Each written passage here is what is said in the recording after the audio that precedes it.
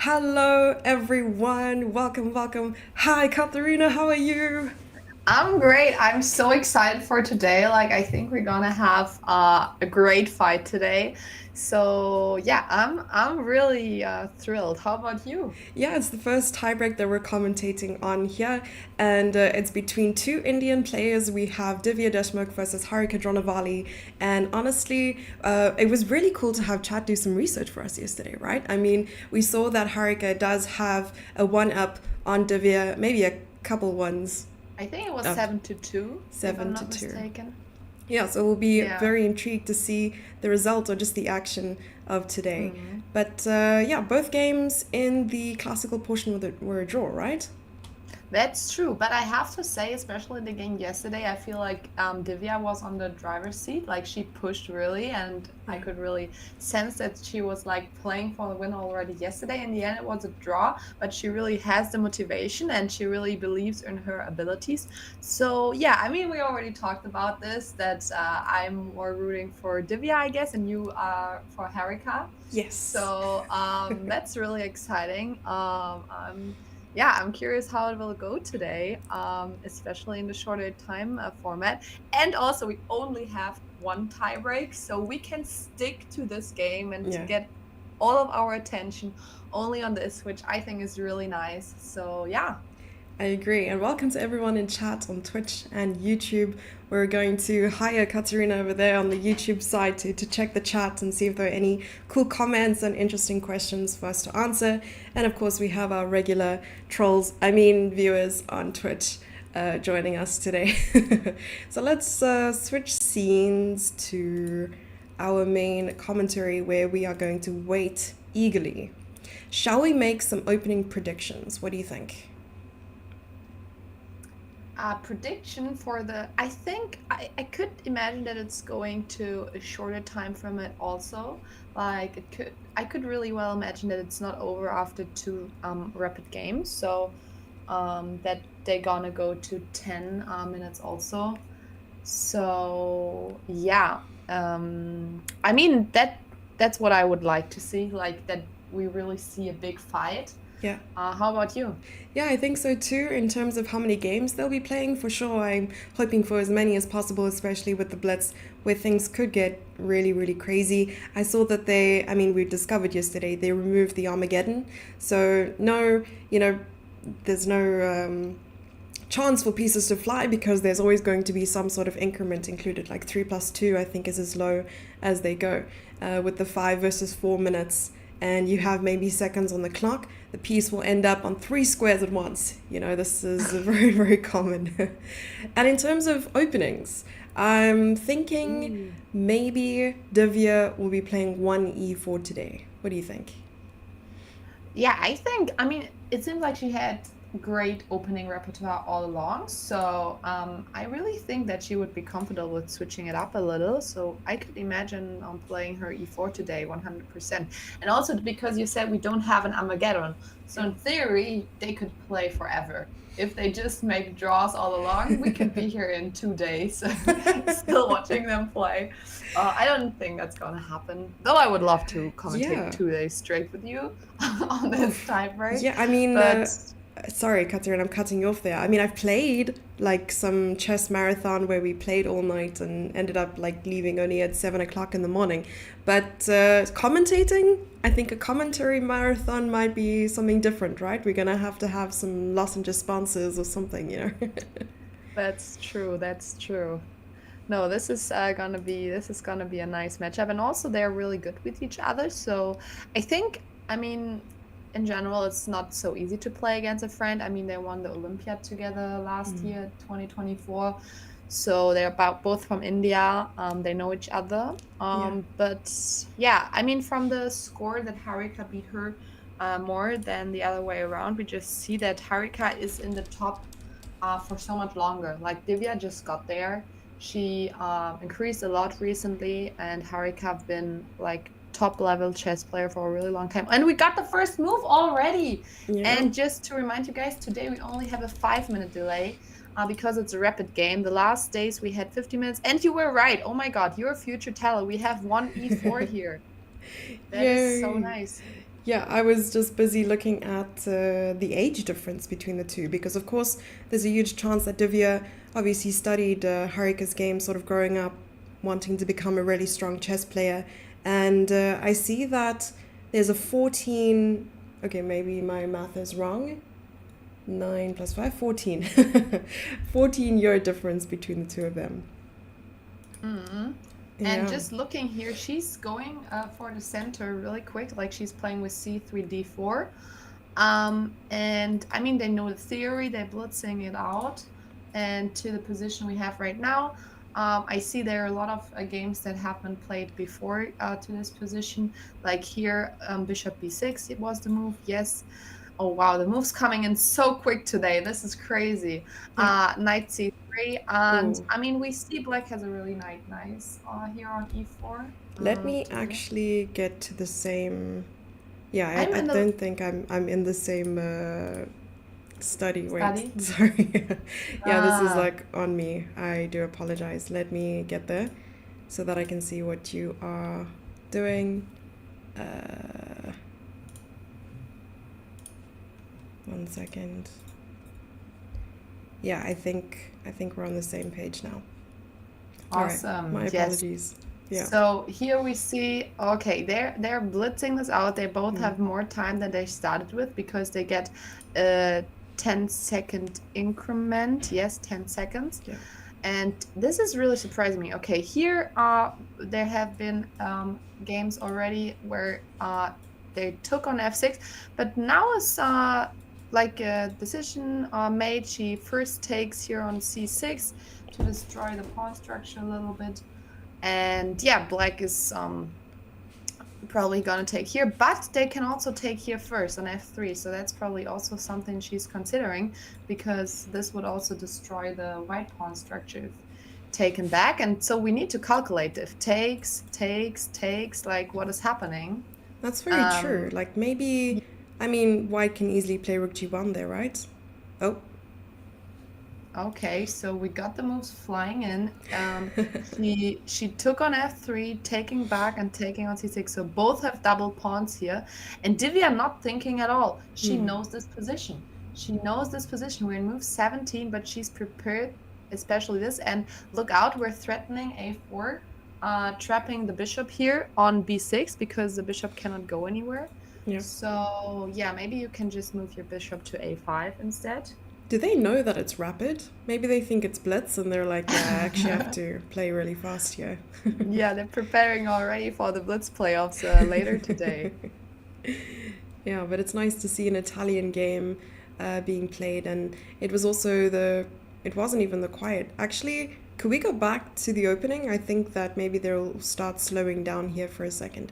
But just in Mhm. terms of the opening, I really, really, really enjoy this line. I mean, I'm quite versed in c takes d4 with the idea of playing bishop to b4. I mean, there's a really a lot of theory involved with these kinds of openings where you take on f7, and I mean it's still equal, but But you it's need to know the lines really, yeah, really good. exactly, Yeah. exactly. But it ends up being very very drawish. So it's nice to see that she went for this. Sorry, she went for the e5 line here, and yeah, it looks like they both do know their theory quite well. Yeah, they did blitz it out. Sorry, I like missed a whole portion. I blinked and then suddenly it was just all done. King e2, and we're back to the live position. It's nice to Awesome. see. Yeah, I was. Yeah. Oh, sorry. No, go No, I was ahead. just wondering, like, what is White about to do with the king? Like, is she gonna castle somewhere? And I was like, both sides doesn't look really tempting because like there are open files on the left and the Hmm. right side. But okay, that makes sense that she just decides to stay in the center, and so she's able to put her rooks on the open files where they belong. But the king in the middle looks interesting. But it seems to be safe for now since there's so many pawns in between. And Yeah. maybe one thing, because that Clem said in the chat, no more Matnatze versus Bedelka fiascos. That was a really funny thing. I think it was last year where they had an Armageddon, and I don't really recall what exactly happened, but I think like because there was no increment in the Armageddon, there were just like pieces flying and stuff, and then in the end Badelka won on time.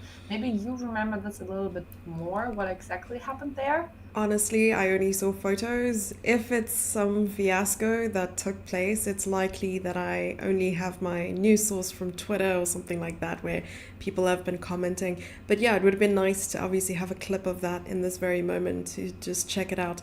But I love those instances. It's just crazy that, Armageddon lived to see so many years being played at a top level because it is just chaotic, right? It's like no Mm-hmm. increment and pieces are bound to fly. But 3+2 is a little bit more civil, and Yeah. players I can mean, you allow in the that. end always have to increment, so Yeah. you should not lose on time ever.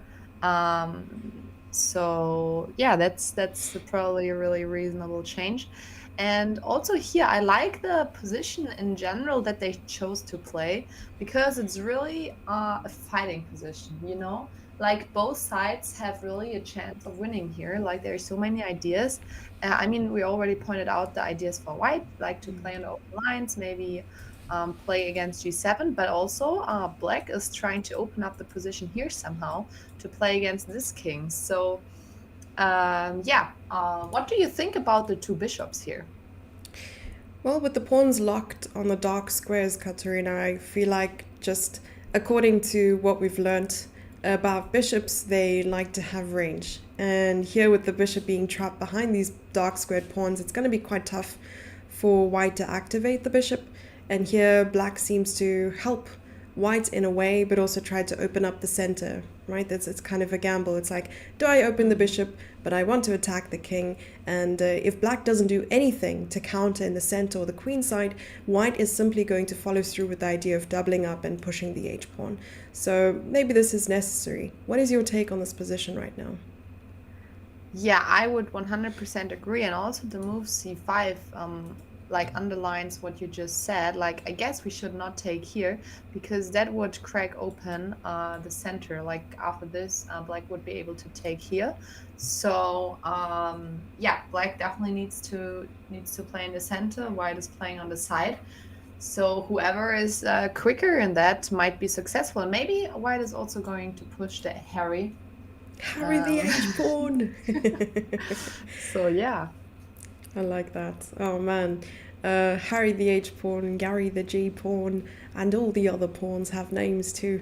I'm not sure actually what the. Is it Ari, Barry, Carrie, Darry, Oh, Eddie? I never thought about this. I only know Harry. I know Freddie the F pawn. Yeah. Up until H, G, and F, that's about it. Maybe the others don't have names yet, and chat can help us by naming the pawns. But yeah, But there's yeah, it's still. probably also because the other pawn like marches are not as special because like this is usual to play these pawns, but when the H pawn, then this is always, oh my God, the Harry moves, you know? Yeah, exactly. Queen e6 is very interesting to me. For one, I think that white could easily gain a tempo by playing a move like f4 and e6 and starts to open up the bishop a little bit, but also locks those light pawns on a light square rather than it being stuck on dark squares. And this bishop will then start to have more range. Another thing I was thinking is if white tries to gain a tempo, then black easily also might gain one by playing check. Oh, that's So a super important move here. I was just looking for a check because otherwise, like if we don't have this check, like white can just close the center for now. But yeah, I think this check here is really, really important so that we can after this take here and white cannot close the center that easily. exactly. Do you think we'll see the king moving here? Because now they're starting to think. Players But have where do you want the king move? not a lot of Is there like squares. a is there like a better place? I don't know. I would even say something like queen to d3. It looks odd because you're allowing maybe a move like c4, but maybe you want your opponent to play that. You want your opponent to close down the queen side just temporarily, bring the But queen what back to is queen c2. d3 threatening? Just stopping the check for that, allowing Okay, f5. Yeah. I see. Yeah, that makes sense. Or maybe also just moving the H pawn. H pawn. Yeah, h4.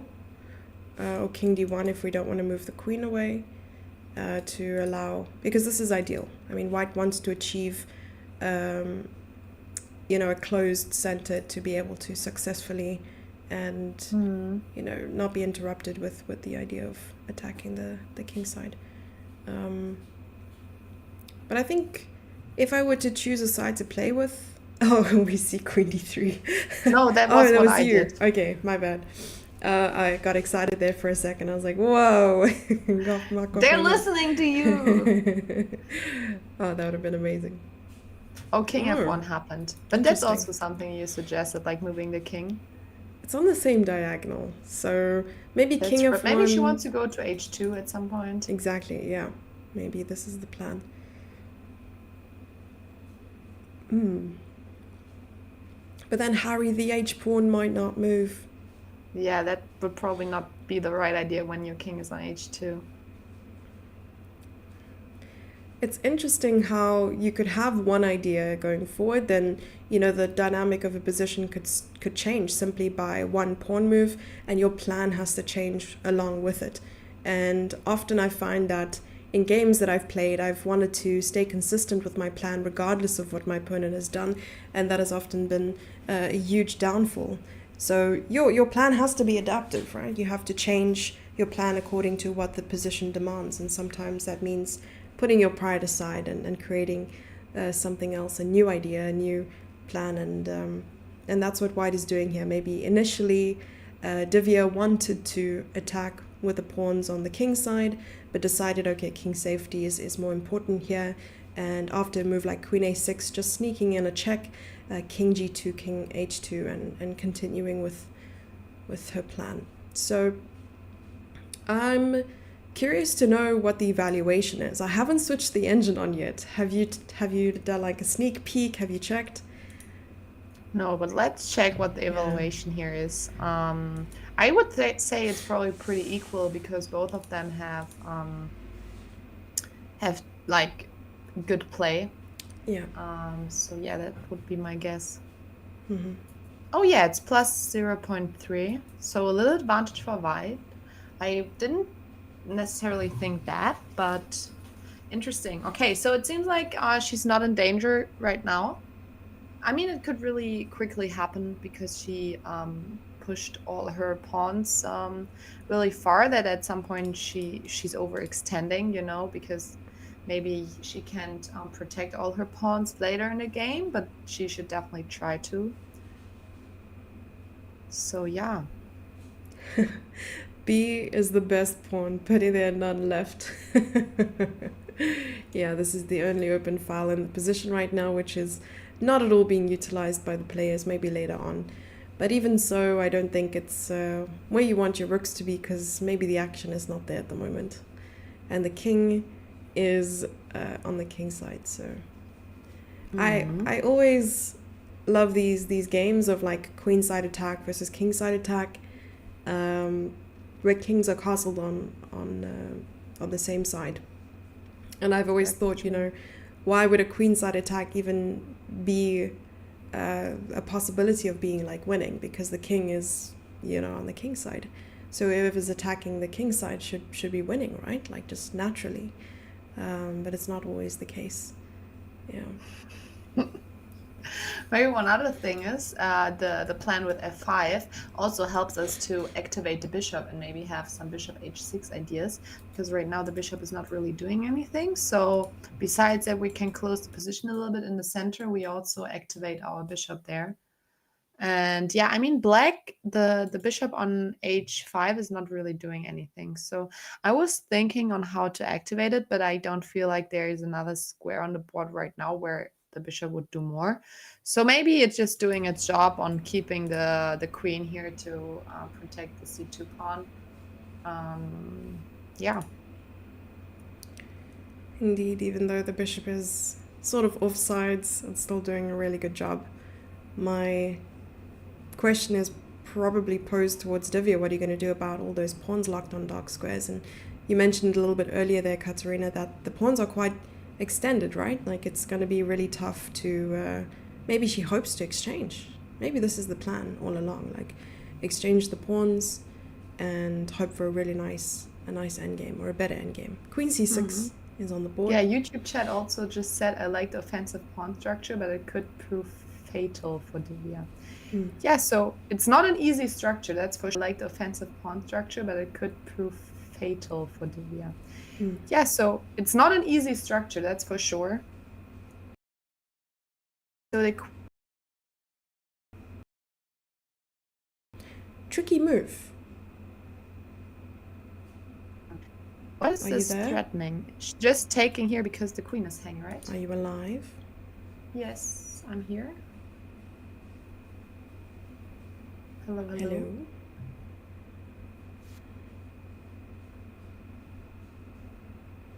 Are you with us? Here? Are you back?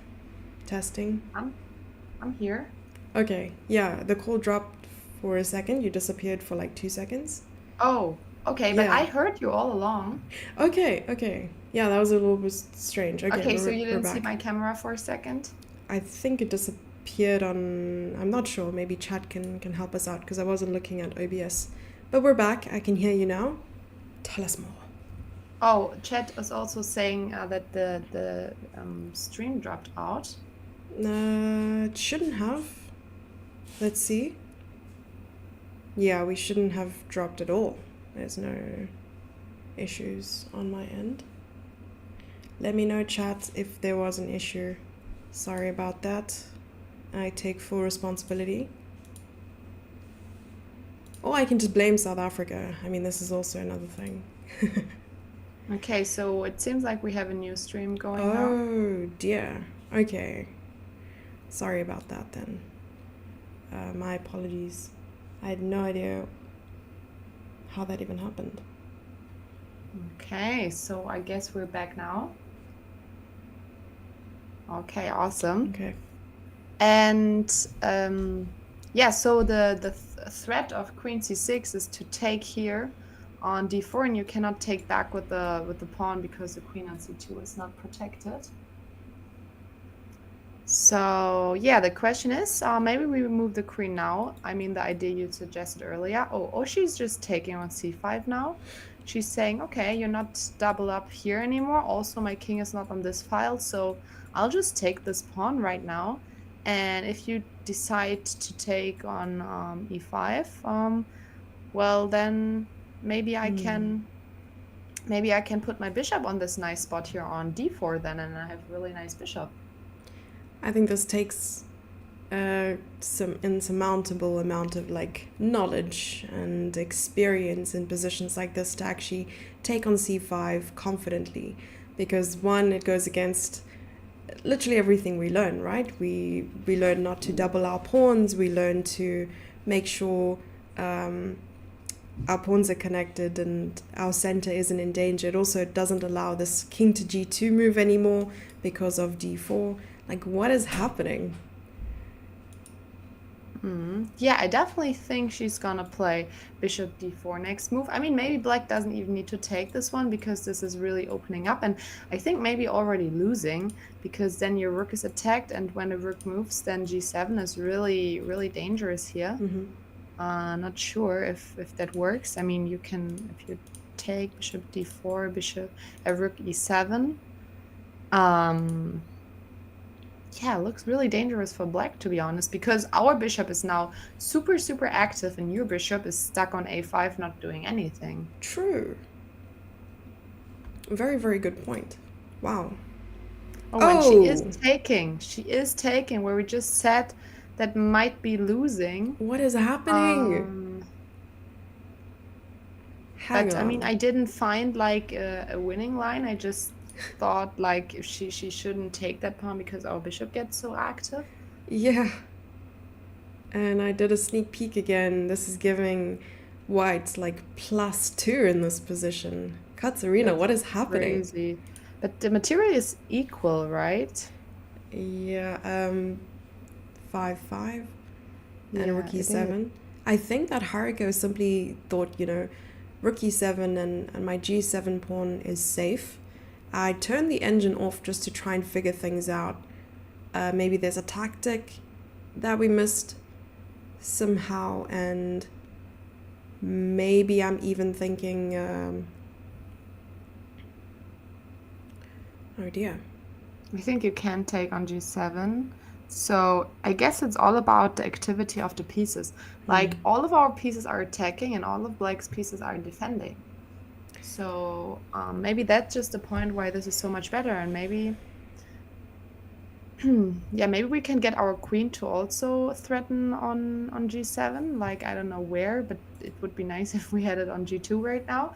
I don't know how to get there really nicely. There's not really a route for it. You will not believe the best move in this position. Wow, wow, wow, wow, wow. Because Is it like king g2 or?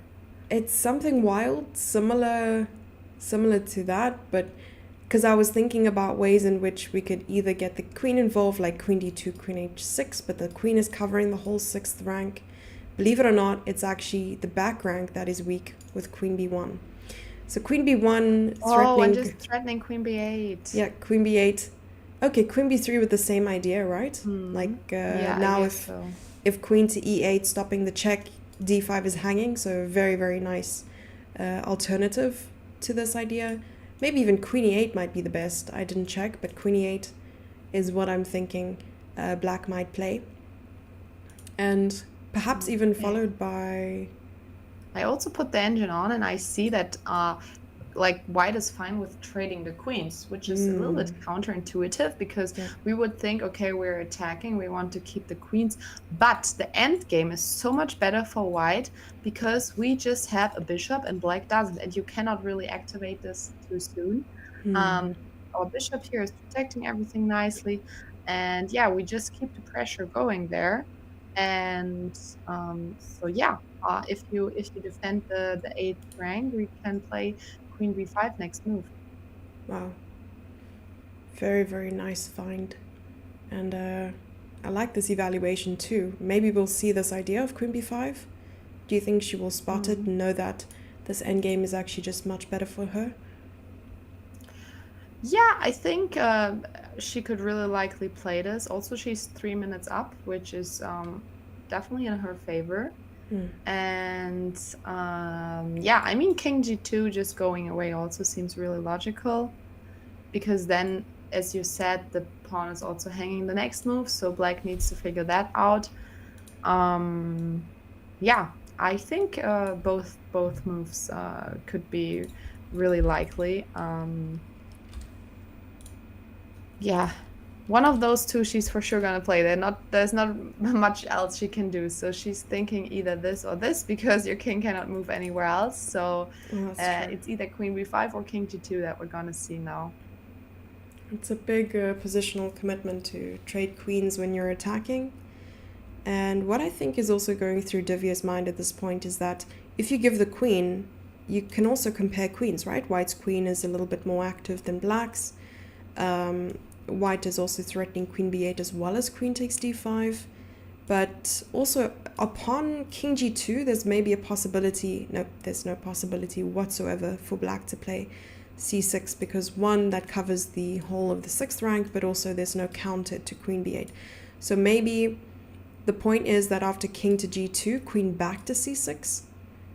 It's tough to think that Haruka doesn't quite have a choice beyond that. Well, no. That's a lie. What happens, Katharina, if king g2? Maybe queen c6, actually. Queen c4. Queen c4. Queen c4. Right, because this is no longer a threat, right? Rook f8 and the rooks aren't doubled right now to attack g7. Yeah. So, interesting. Yeah, she's definitely taking her time. So she's really considering queen b5. So it just all matters if she's gonna play it or not. But yeah, I see looking at the evaluation that both moves are really good, but queen b5 is the better one, and she finds it. She plays it. Oh dear, and this one was like... I'm so sorry. It's the evaluation, not the live. Oh, she did not. Oh, it was you. I'm sorry. King g2 was played. You tricked me. She did play king g2. She Next did play time, I'm king not going to g2. say anything and play something wild, like c4. And you'll be like, what? What is happening? Oh my gosh, the biggest blunder on the board. c6. There's c6, Okay, that everyone. was a blunder, apparently, because now we have queen b8, and after rook f8, our queen gets in with queen d6, Oh. threatening like everything here. And the black pieces are just they have no use there on the edge of the board. Yeah. So this is crazy. Queen b8, and Divya is winning this game in so much fashion. This is crazy. Quite We're quickly, only in too. move 27, but her position is completely winning. Yeah. That is quite something. And now we can see the power of this queen defending on the 6th rank and how sort of detrimental it was. Now the queen can sort of creep in, as you mentioned, on the 6th rank. So 7, by the way, because if you take back, we have queen b8, and you don't have any rook move anymore to go there in between. So you have to move the king, and then oh wait, our king is on g2. But yeah, the king for now. I mean, we'll get king h2 eventually. yeah, no, I just see the line that this is working. So after takes, it's like mate and 13, king f2, and then we just take on g7 and play king h2, and There's a mate. it's mate a bit, yeah. So she has 2 winning lines here. Yeah, queen She b8 found is it. one of them. She found one of the winning lines here. Wow. I mean, the rook is attacked, so you might play queen b7 here, and then you can again play bishop takes g7, and after takes, queen takes, you can just move the king away again, and yeah, you win the queen there. Really, really nice find. Very cool. Just to answer the chat message, this is the rapid time control. So players started with 15 minutes on the clock with a 10-second increment. So they're on move 29, but because it's the rapid tiebreak, time is obviously a lot lower. Yeah. Yeah, and YouTube chat is also asking we should look at the evil bar after c6, and as we mentioned, after c6, so that was the biggest blunder because it gave us the chance to come in with our queen really smoothly. So yeah, this is, I think, a matter of time. But Divya, like, her position, like, this was great preparation, and after the preparation ended, she knew how to handle the position perfectly. She was not afraid with her king in the middle, but in the right time she moved her king to the side, because at one point the center was going to open, so she understood that. And it was really nice that she found the right time to take on c5 to activate her bishop here on d4. So perfect play so far by Divya. Indeed, it's nice to see this level of accuracy. And queen b7 is on the board as well. So now we need to see if Divya will find this bishop takes g7, which is just a matter of calculation, right? It's nothing fancy. Yeah. But for sure. And with c6 hanging, the bishop's still sort of out of play. I think it's likely to go down. But a queen versus rook and bishop in a position like this, I think would just be fine for white, right? Because white has yeah, because also c6 is hanging afterwards, and then d5, and then our pawn are just going through. And yeah, this is really bad news for black. So in this position, yeah, I mean, sometimes like if your pieces are nicely placed, the rook and the bishop sometimes can hold the position, but not in this constellation. I mean, if you don't want to take on g7 now, you can also just move your king away and just threatening it. That also seems completely fine. Yeah. But yeah, taking on g7 is just a blowout move here. Yeah, bishop take g7, but chat is saying rook take g7 is just winning the same way because of the takes. We also have king h2. I like this idea of king h2 first, and maybe even just playing it safe. Divya might play this, because I was thinking g6, and how do you continue? Possibly just with capturing, right? You capture with the rook, pawn takes, rook takes, king to h7 because the diagonal is blocked, or maybe even king f7. So maybe you have to capture back with the queen. So just to show king here, here, taking, and then taking back with the queen, because now you forced to play rook to g7, takes, queen takes, and you have a sort Oh, yeah, of this windmill. is bad news. Now we have the windmill Yeah. and can take everything. But I just saw that apparently King H2 is not winning. Not winning? Yeah, because I have the evil pawn, and it just showed me this is not winning because you played King Rook F7 here, and it seems like you have enough resources to protect everything. But she did find Oh. Bishop takes G7, Yeah. so she did find the winning sequence here. Hmm. So no time, don't let her time to breathe. If it's winning, play it, and don't wait too long. And yeah, I think we're gonna see it. Queen takes G7 has to follow, and then your king just moves away. So the queen is pinned there. So my hopes at the moment of Harika winning this match are a little bit less than they were before this game. But I'm not losing hope yet, Katarina. I'm still I mean, feeling. she is white in the next round. Yeah, So this is true. and Divya has been in the lead before and lost then the second match, right, against Zhu Shinner. She was leading after the classical match. After the first classical match, she only needed a draw, lost the second one. Yeah. In the end, she won in tie breaks. Yeah. But yeah, so I mean, this also gets to the nerves, right? Mm-hmm. If you know you're winning so bad. The turns can table indeed. The turns can table. Oh, wait. Because of king h2 here, just taking here, no? Not that it matters much, but you want to avoid that. So maybe like king h1 first. Yeah, king h1 seems more more accurate. Or king f1, right. Just protecting the f2 pawn. Very smart. Okay, so now the queen is hanging there, so we're gonna pick it up in the next move, and then probably also c6 afterwards. And yeah, picking up all the pawns there. The likelihood of possibly even seeing, okay, takes, maybe even king takes, but I think bishop takes is the same. And as you mentioned, picking up the pawns, I was even trying to find a way for Harika to put a little bit of pressure on f2, but there's just no way. Because this pawn is falling with check, and if the bishop is sitting on d4, that is a very, very tough double attack. Yummy. That rook's really belly yummy, yeah. is full. I mean, both players have 4 pawns, but it's just in this position the queen is so much stronger. And yeah, we already have a pawn on c5, which is really important in this position here. I mean, yeah, at some point we just need to go on with our pawns here. Mm-hmm.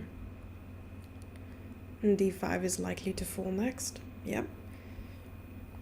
Should take that pawn. I mean, we'll see c6, and even in the instance of bishop e3, it wouldn't help because just queen takes f7 picks up both pieces and you're up 2 pawns. So it doesn't help.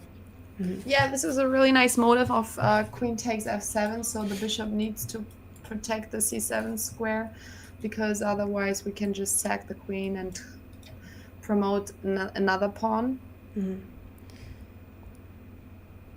And this is a really nice move because we're starting to see the path of the king too. So this king is probably going to try and make its way to h3 and then g4, avoiding ever crossing the file of the rook to avoid any discovered checks. Not that there's any sort of way for black to use that to their advantage. All the necessary pawns and so on are on light squares already. And yeah, this pawn is... I thought this might also have the idea to just put the pawn on h6 and threaten mate sometimes, because you cannot take, as we just saw, because of this. So I think this move is, also have the idea of promoting the pawn here to h6, not only to maybe put the king here. So yeah. Love to see it. I wonder... Yeah, no, you're completely right. Because with the pawn on h6, check, rook f8, and you can just simply play c7, right? That's really pretty, yes. Everything's under attack, but it all just works out. So same. Yeah. Okay, I mean, you still need to win this position, right? True. Very true. But I don't know. Check king, maybe e8. You want the king to go to e7 though. She might spend a little bit of time thinking. Yeah, Divya. Oh, she's going for the plan to put the pawn on h6.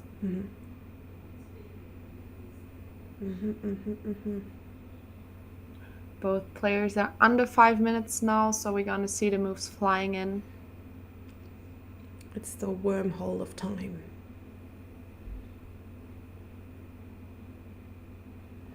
Snow Leopard said, I like Kata's idea of bringing the king up, but that was not my idea. That was Jesse's idea. Oh. Don't give me credit for something I didn't say. h6 now. h6. King takes, and you pick up the rook. If bishop takes, you simply push the pawn because rook takes, and you have a check forking the rook and the queen and the king. That's pretty. So just push the pawn and hope for the best. I think this is a Yeah, YOLO that's nice. moment. You can pick up with in two different ways, but none of it is working. So yeah, h6 is a really nice move here. But then king g6, and I'm not entirely sure what's happening. But the king g6, maybe we have another check.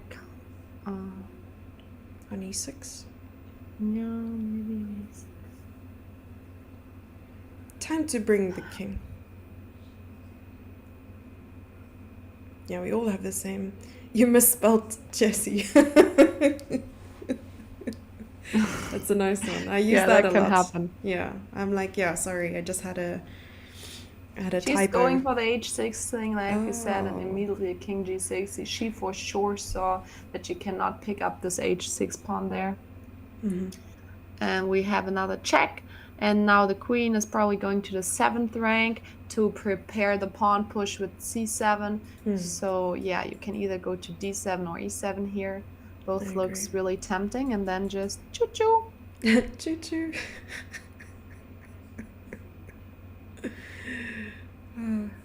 You're great fun. Oh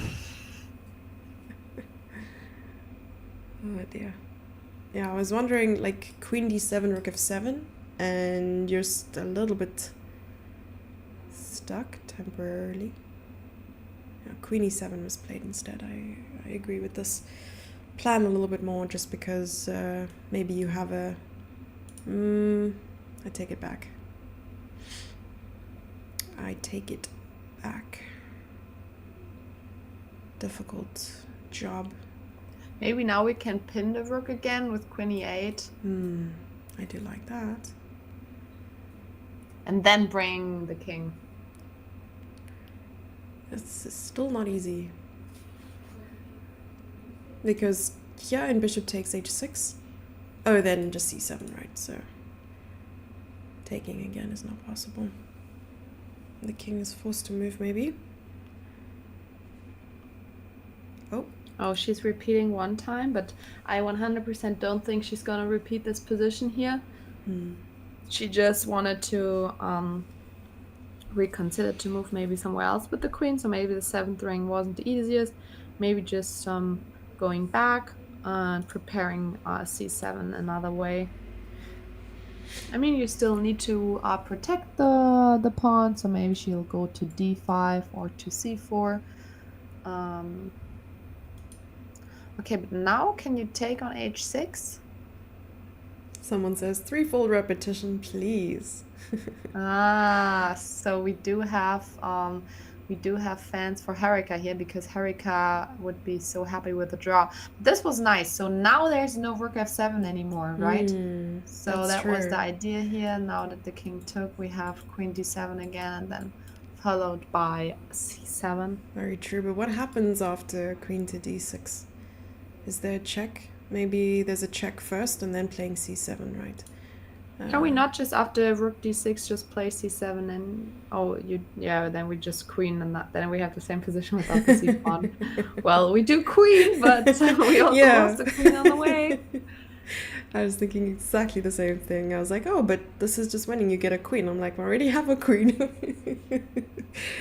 Yeah. I mean, we could try to get also a7. up a7. True. I like that. Not sure if it's helping. Yeah. I mean, we could also up a7. True. I like that. Yeah, so now and Yeah, she just won the bishop. the G's are G. So And the table base came up. And the table base came up. No, it's not the table base. Oh. One piece too much. One piece too much is there. Right. Sorry. It starts at 7 pieces. So if one pawn fall off the board, then we have the table base. Gone again? I think. What's gone again? Did we drop the stream again? That doesn't seem likely. We should still be here. No, we're gone. No, how? It says that I have internet. I'm sorry, chat. Now we're back again. This is very, very strange. I think I'm going to do a whole reset and reboot. Maybe the whole electricity situation yesterday messed things up for us. I'm sorry about that, chat. Yeah, okay. Let's hope that we stay back. Let's just hold. Yeah, we are not gonna let you down, guys, on this intense position here. Yeah. So, I mean, black is hoping for a fortress. Because sometimes the rook has a fortress against a queen, but not in this position because there are just 2 pawns left. So without those 2 pawns, this would look different. But yeah, this is not the case here. This is a resignable moment, I think, just because a7 is dropping. Taking on a6 will just result in queen c4 check and picking up the rook. Well, actually, no, the rook comes back, but then there's f5. Yeah, so this is a tough moment, and the game is over. They agreed. Harika has resigned. Oh yeah, she did resign here because the a7 pawn is falling. Wow, what a game by Divya. Yeah. That was so convincing. That was It really was. It didn't seem like there was maybe in the middle game when, you know, that position with all the pawns on the dark squares, Katharina, I feel like, you know, the bishop on e3 seemed a little worse for wear, but her idea of bringing the king to the king's side and with some tactics, I felt like things really turned around and went in her favor. But there's one more rapid game to go, and I will probably try and check when that will be starting, because I'm assuming that players will have a small little break before the next one. And shall we go to our first break of today? I'm going to do some troubleshooting on my side, make sure that the Wi-Fi and everything is still strong and good and unfettered. So then we'll be back in time for the next rapid game. Yes, we'll be back in no time, guys. Don't go anywhere.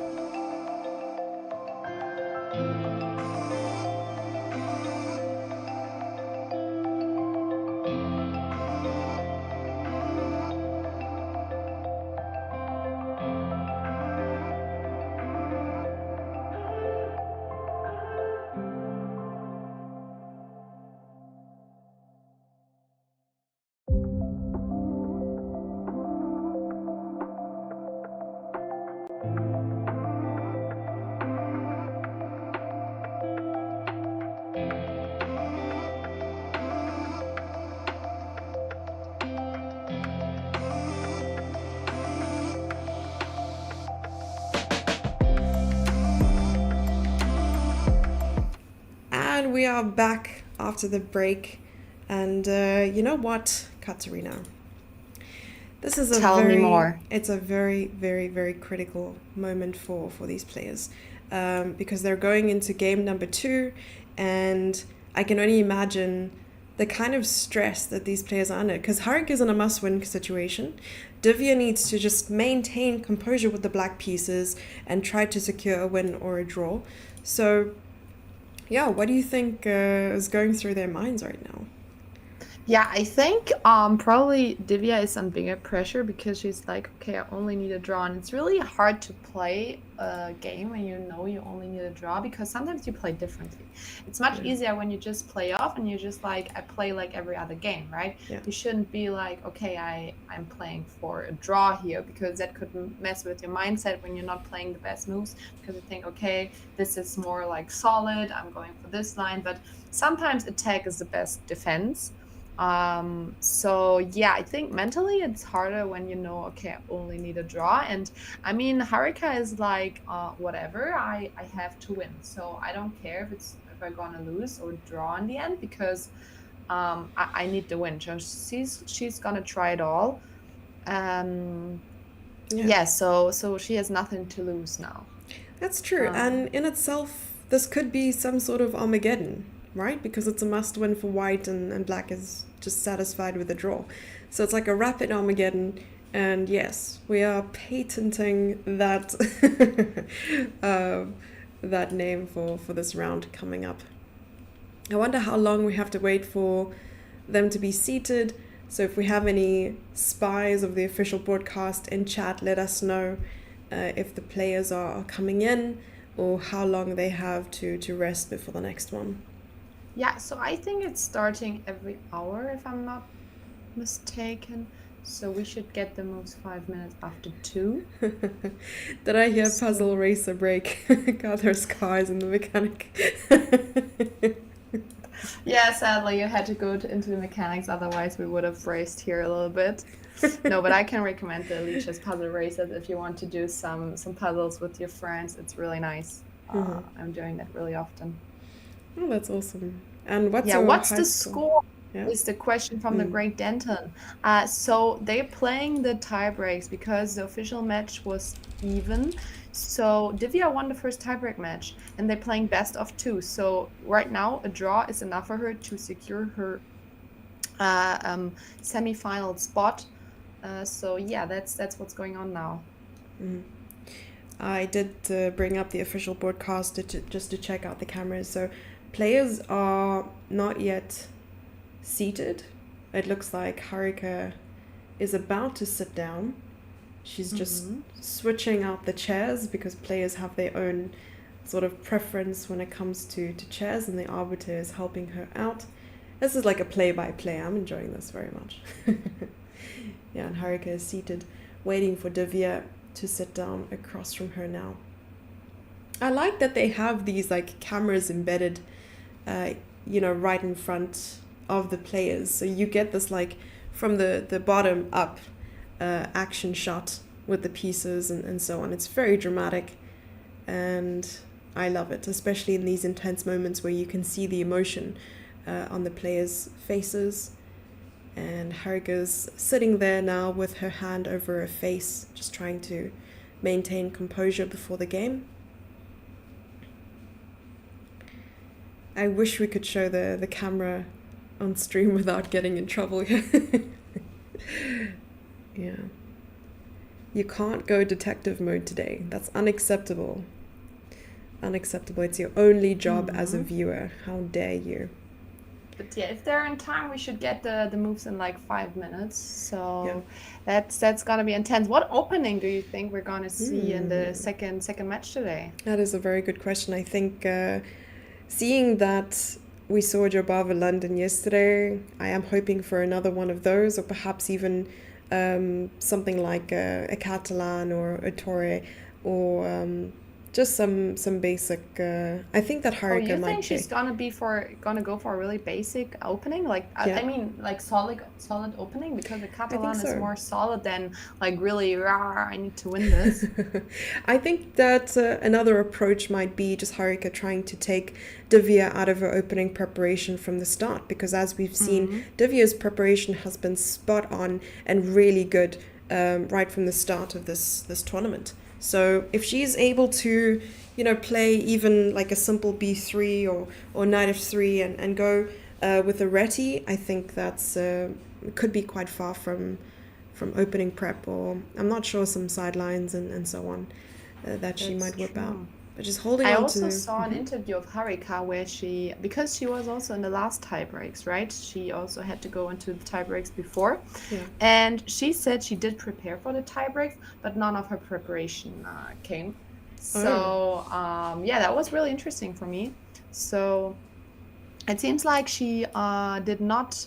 I mean, they always say this. I feel like top players, like, yeah, it didn't happen. Like, I mean, in the end, they still know the lines because they had looked at it before. But yeah, I'm curious if she's trying maybe something out today, to be the person who knows a position a little bit better here. Mm-hmm. That experience needs to come through. It needs to prevail for Haruka if she wants any chance at redeeming herself in this game and then moving on. I forgot what's after this. Is it 10 plus 10 or like 10 plus 5 or something like that? I think it's 10 plus 5, 10 plus 5. Mm-hmm. and then 5 plus 2. 5, Or maybe is 5 it? plus 3 and 3 plus 2. 5 plus 1. Yes, yes, yes. That I think that's how it was. Yeah, something rings a bell there.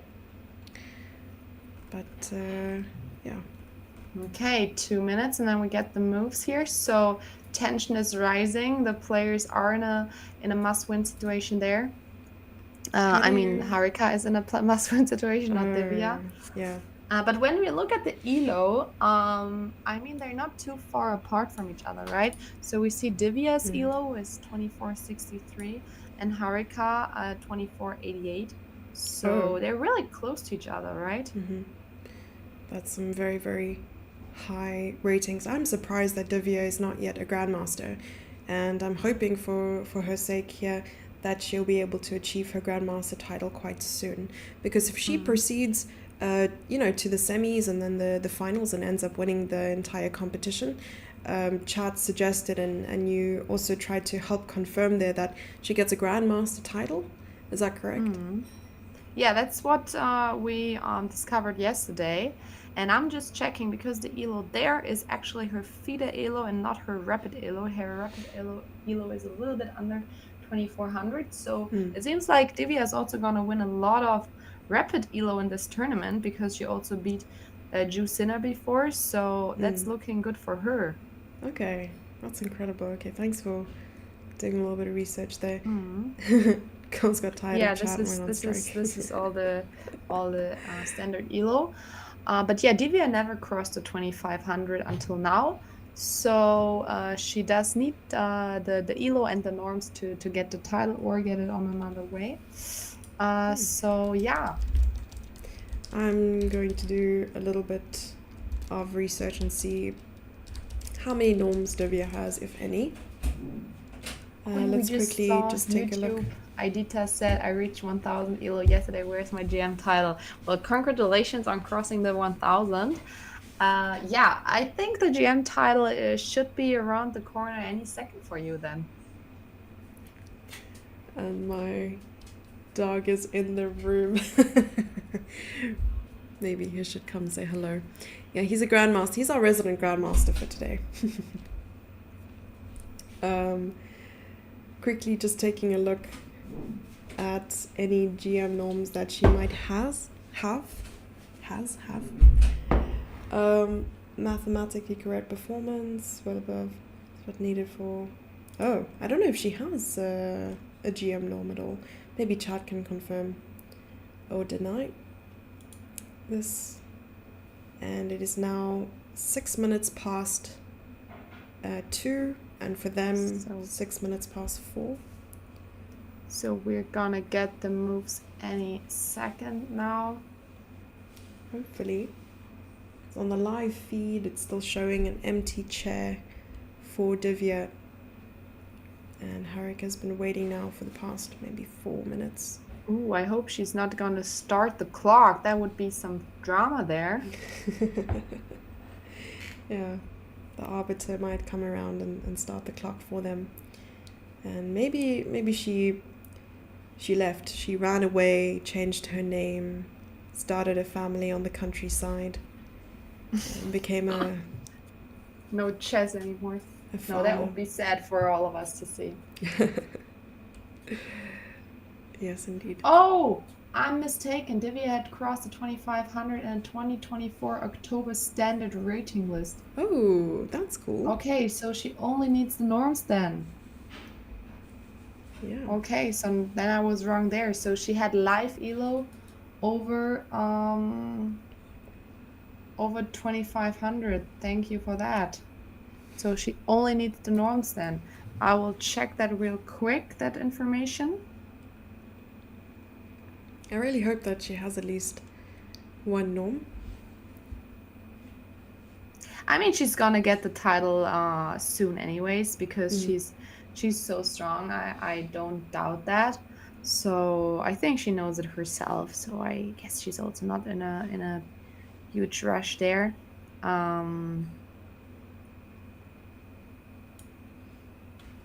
That's very true. Yeah, she had 2501 there. Oh, like just crossing. She just crossed it with 1 point, so she only needs the norms now, which is crazy. When you think about 19 years old and already crossing the 2500 is crazy. Indeed. So question, just while we're waiting for Divya to arrive and for the game to begin, one thing I would love to know is, what is one of your favorite chess books? Ooh, that's a good question. I have to admit, I didn't really read too many chess books in my career, but something that I really liked was okay, in Germany it's called Tigersprung, Yeah, it's Arthur like Yusupov. Tiger Jump. I Yeah. don't know if that's a translation Yeah, for Tiger the. Spring, yeah. Is it called Tiger Jump book in English? Or- Probably, yeah, Tiger is tiger and spring is jump, yeah. So yeah, that's a book I think is really good. How about you? Yeah, it's like a whole series, right? It's like 9 books. I ended up, Yeah, it's jumping to 1500, jumping to 1800, and jumping to 2100. I look, think. I have one of them by Archie Oh, Yusupov. really? Yeah, I was in Germany actually in January, and then I had the copy signed by Arthur when I met him. I did like a whole interview with him at the tournament. It was the Stauffer Open. Yeah, I know this. I played it before in the past.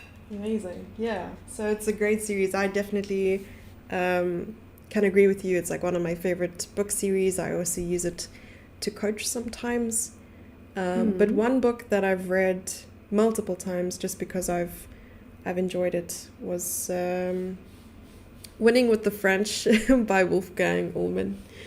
And it talks a lot about Victor Korchnой's games in the French, and it's just got a really nice way of explaining certain lines in the French defense.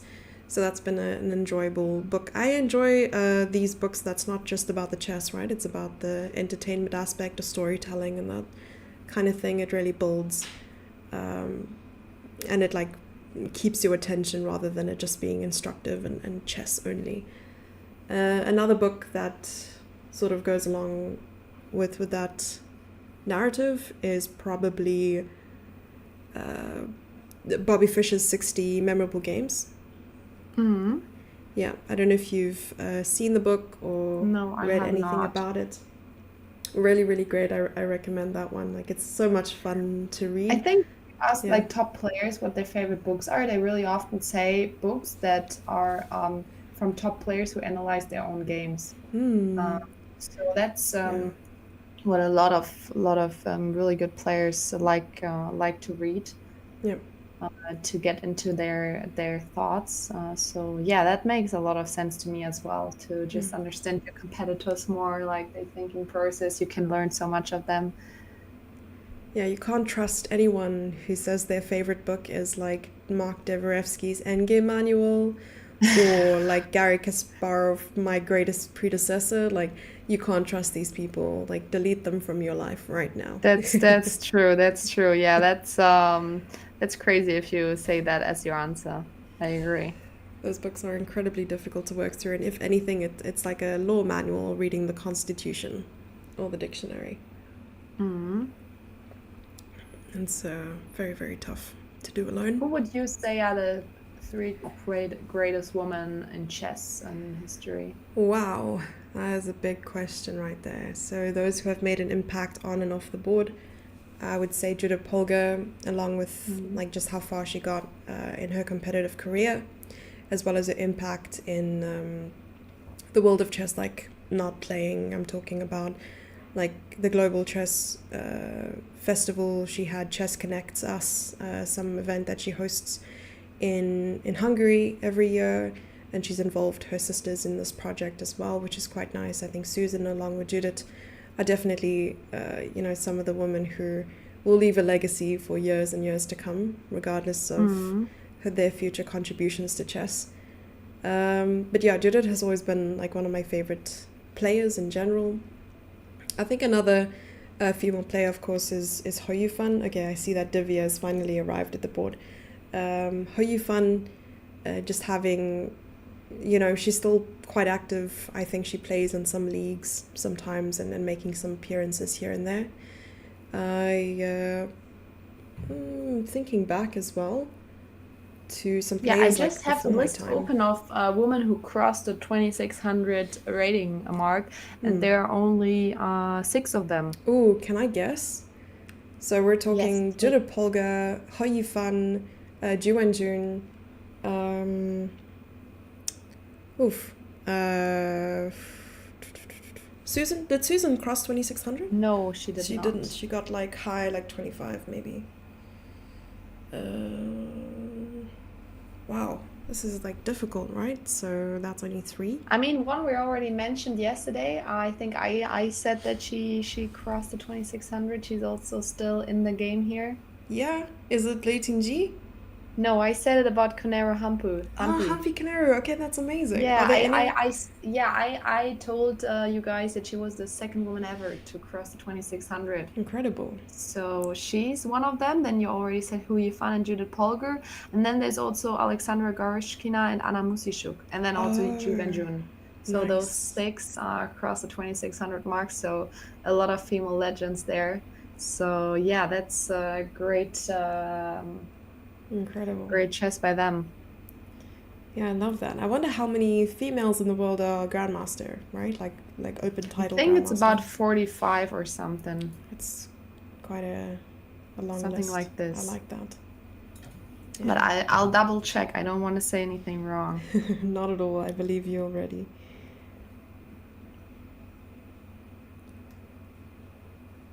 That Katha's chess, I don't know what she plays, but the entertainment aspect is great. Carsten Muller endgame books are good too. There I are haven't seen 42 that. female chess players who hold the Oh, title of a grandmaster, and I said 43, right? Because I already counted Bibi Zara in there. She got her title, but not confirmed yet, I guess. So she'll oh, get it at the nice. next circle. Good job. So I was right On the nose. I love it. on the nose. So they should be starting like any moment now, I think, because they're both sitting at the board. And okay, I'm closing the main broadcast because I don't want us to have any internet problems again. But yeah, I think they bound to begin at any second.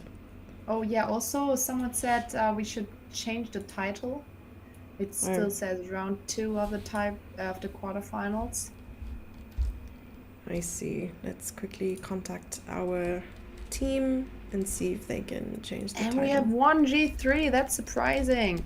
That's not the move I was thinking about, but you said the Catalan is what she'll play, and Yeah. if she also plays D4 and C4, that's exactly what we get.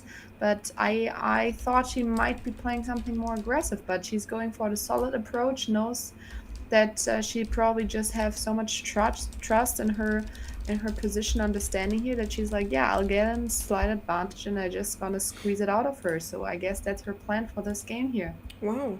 We have gotten our prediction. And yeah, it could very well just be a nice slow grind. And we have an early bishop to g4. Getting the bishop out of this pawn chain if we see an e6, not having to worry about this a little bit later on. Though one of my concerns when it comes to bringing the bishop out this early is queen b3 especially, because you're often having to babysit this pawn later on, like knight c3, queen b3, and then you have problems on b7 and d5. It's Are still we in the theory. same? Yeah. Oh, sorry. Are You we? can see my arrows as well. Okay, Yes. awesome. That's great. I just can't see yours. Are you also synced? Let's check. I'm not. My apologies. Oh, sorry. There Can you we see them go. now? Nice. Okay. I can. Yeah. Okay. Same page. You also got a raid. Thank you so much for the raid, TKB. Who is left at this point? You mean like who did not make it to the semifinals, or who made it? You probably mean who made it to the semifinals. So two women already qualified yesterday. They didn't have to play the tie breaks. So that's one Hampi Koneru and two Tang Zhongji, who will face the winner of this matchup here. Indeed. So Tan Zhongyi is probably spending... and Lei Ting Jie also. She will play Hampi Conero. Yes. Tan Zhongyi is probably... I said it wrong. It's not 2, it's 3. I'm probably watching this matchup today and sitting poolside watching the match, ordering some room service. Lei, Tan, and Humpy, very true, yes. There we have it. We have a knight to c3 and an eventual probably queen to b3. If the stars align with the knight d7, I think it'll be quite easy for black to manage and just deal with any threats of... But though, actually, I'm a little bit concerned. Again, with this bishop being stuck outside of the pawn chain. Now queen b3, what happens, you know? You can't exactly play a move like rook to b8 due to the fact that bishop f4 is just kicking the rook. And maybe this is just normal, right? Because queen b3, queen b6. And after a move like c5, queen takes, so we can quickly go over this line. c5, takes. And, well, it doesn't really matter, but the plan is, yeah, we see queen b3 on the board. And then White's plan is simply to move the pawn b4, b5, and so on. And yeah, also, Krishna just said in chat there's only one person from everyone who qualified to the semifinals who will not make it to the candidates, because there are 3 spots, and in the semifinals in total, of course, there are 4 people. So there's gonna be one unlucky woman who will not make it, even though she's so close. So yeah, we will see which 3 will make it. And how do they calculate that though? Because out of 4, you'll only have 2 winners. How do you decide amongst the 2 that have lost? They have a match for 3rd place as well. Oh, right. Okay, that makes sense. So with the final, we'll still have 2 games to look at. Okay. Yes. Nice. Very, very nice. Yep, exactly as predicted, actually. So bishop e7, b4, and now e6. Very, very, very normal. She's still playing this really quick. She just has a nice advantage, and it seems like she can also play g4 here, starting to also play on the other side of the board. What about b5? You're pointing out b5 here, but it does weaken maybe I'm this. just not gonna take. I'll just castle. Is that an option? Yeah, probably you're right. I mean, with b5... Or maybe taking one time with the c-pawn, and if you then take back with the knight, which you can do because I can't take back, because my rook is hanging, then I just castle really chill, and now your knight is hanging, and yeah, I have no problems as black, I guess. That's true, and along with this, maybe the idea for black eventually is to work up the courage to play a move like e5. With knight e4. Yeah, Just undermining the center a little bit. Lei versus Humpy in semis is going to be fireworks, fingers crossed. I'm sure it will be. It would be nice to know the results. I will try to do some research, as I mentioned, for the semis to see how many times the players have played each other and have some statistics ready for us to whip out at any moment. I wonder who will be the one who doesn't get the candidate spot from the semis. Yeah, it's a tough fight, right? I mean, it's crazy that even if you lose a match, you will still be playing in the finals anyway. That's true. And yeah, Fatupa said so in some sense match for third will be more important than the final. I mean, both of the finals are already qualified for the candidates, so that's really nice. And yeah, for the third place, it's like qualified or not. So yeah, maybe you have even more pressure there. See, bishop f4 has been played. Yeah, the bishop is really nicely placed there. I mean, even though all of our pawns are in black squares, we made our... So that's important, right? If your bishop is in front of the pawn chain, then it's no problem that all your pawns are on this color because, yeah, you still have a nice watch. But if you would have played e3 and your bishop was still behind there, stuck, that would be a really, really bad bishop. Devia committed to knight to e4 quite quickly, so this must still be within her sort of comfortable or comfort zone or territory that she's looked at in the past. But along with knight takes, okay, bishop takes is like the natural approach. I was looking at e takes, d takes rather. No, it hasn't happened. Sorry. Let me just say that. I was confused. Like, why would you take with the pawn here? And then something like castles a5, because the point is you want to do something about this.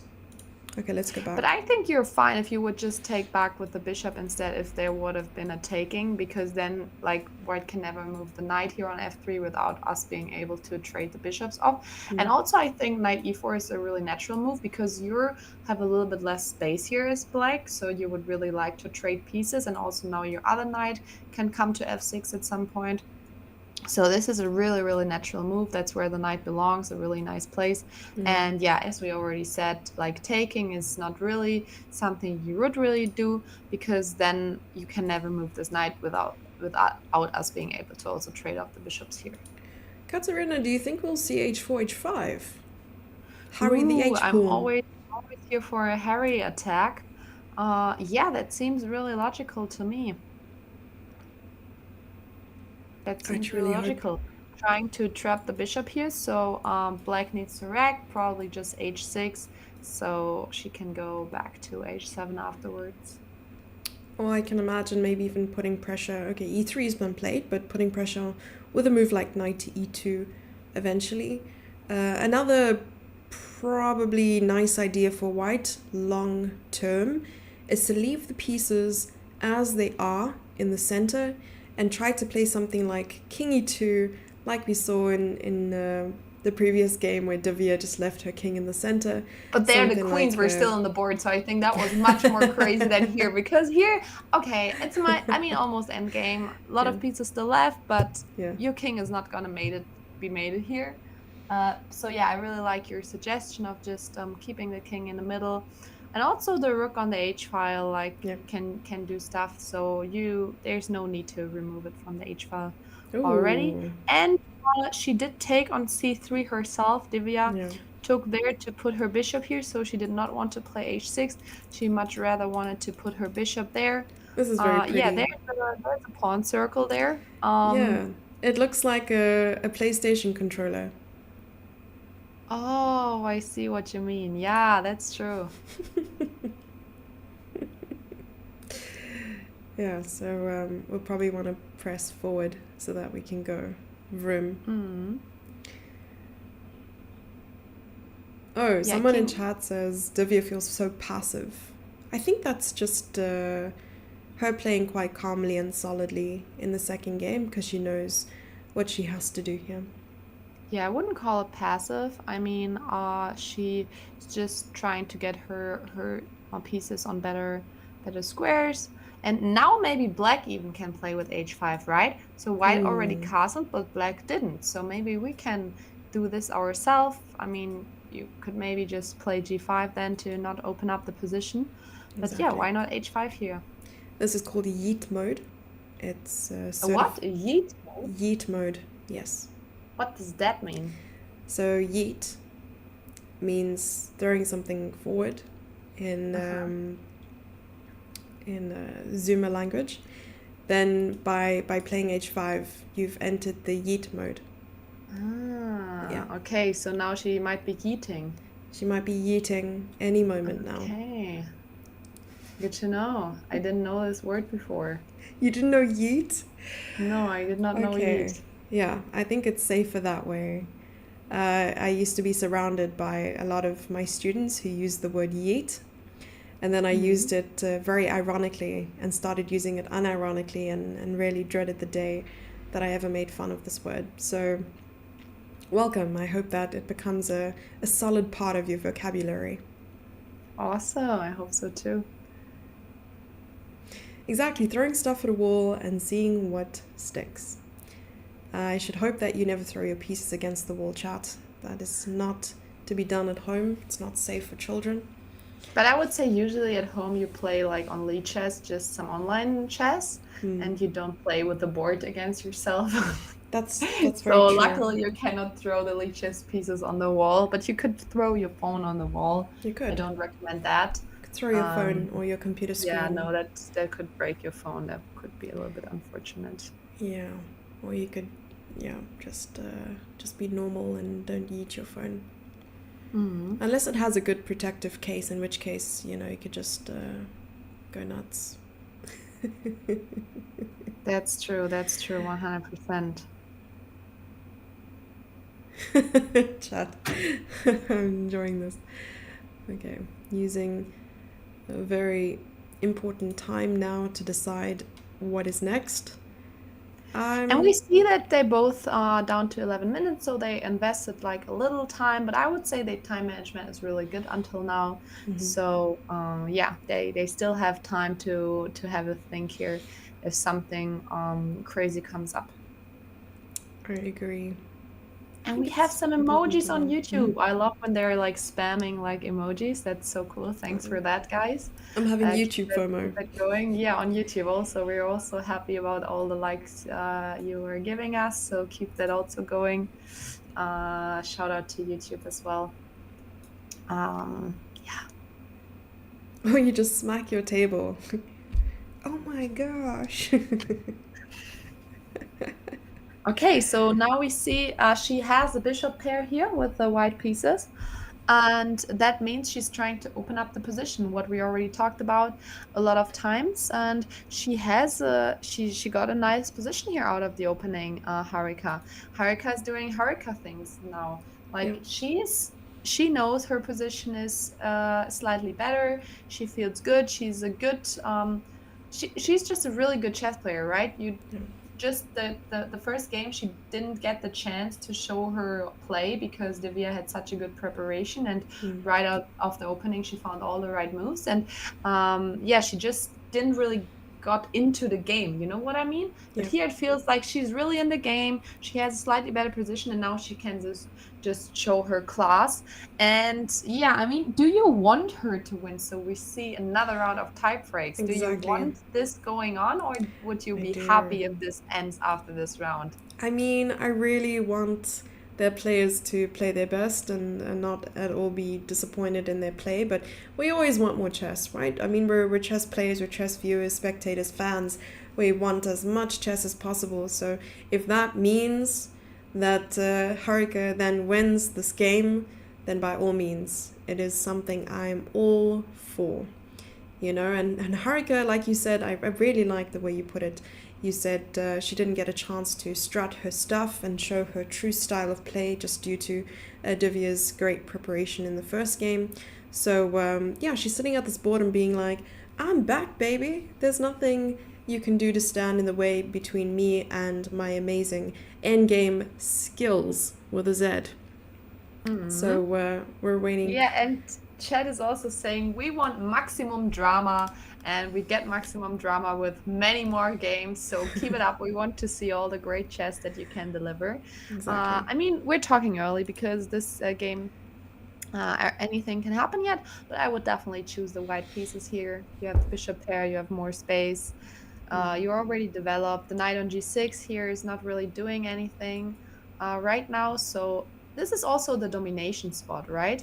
So when the bishop is like when they're two squares away, the bishop is dominating the knight. Or if you want to say the knight is dominating the bishop, but yeah, the bishop, like how would you say it? Is the bishop dominating the knight or the knight dominating the bishop? I would say the bishop.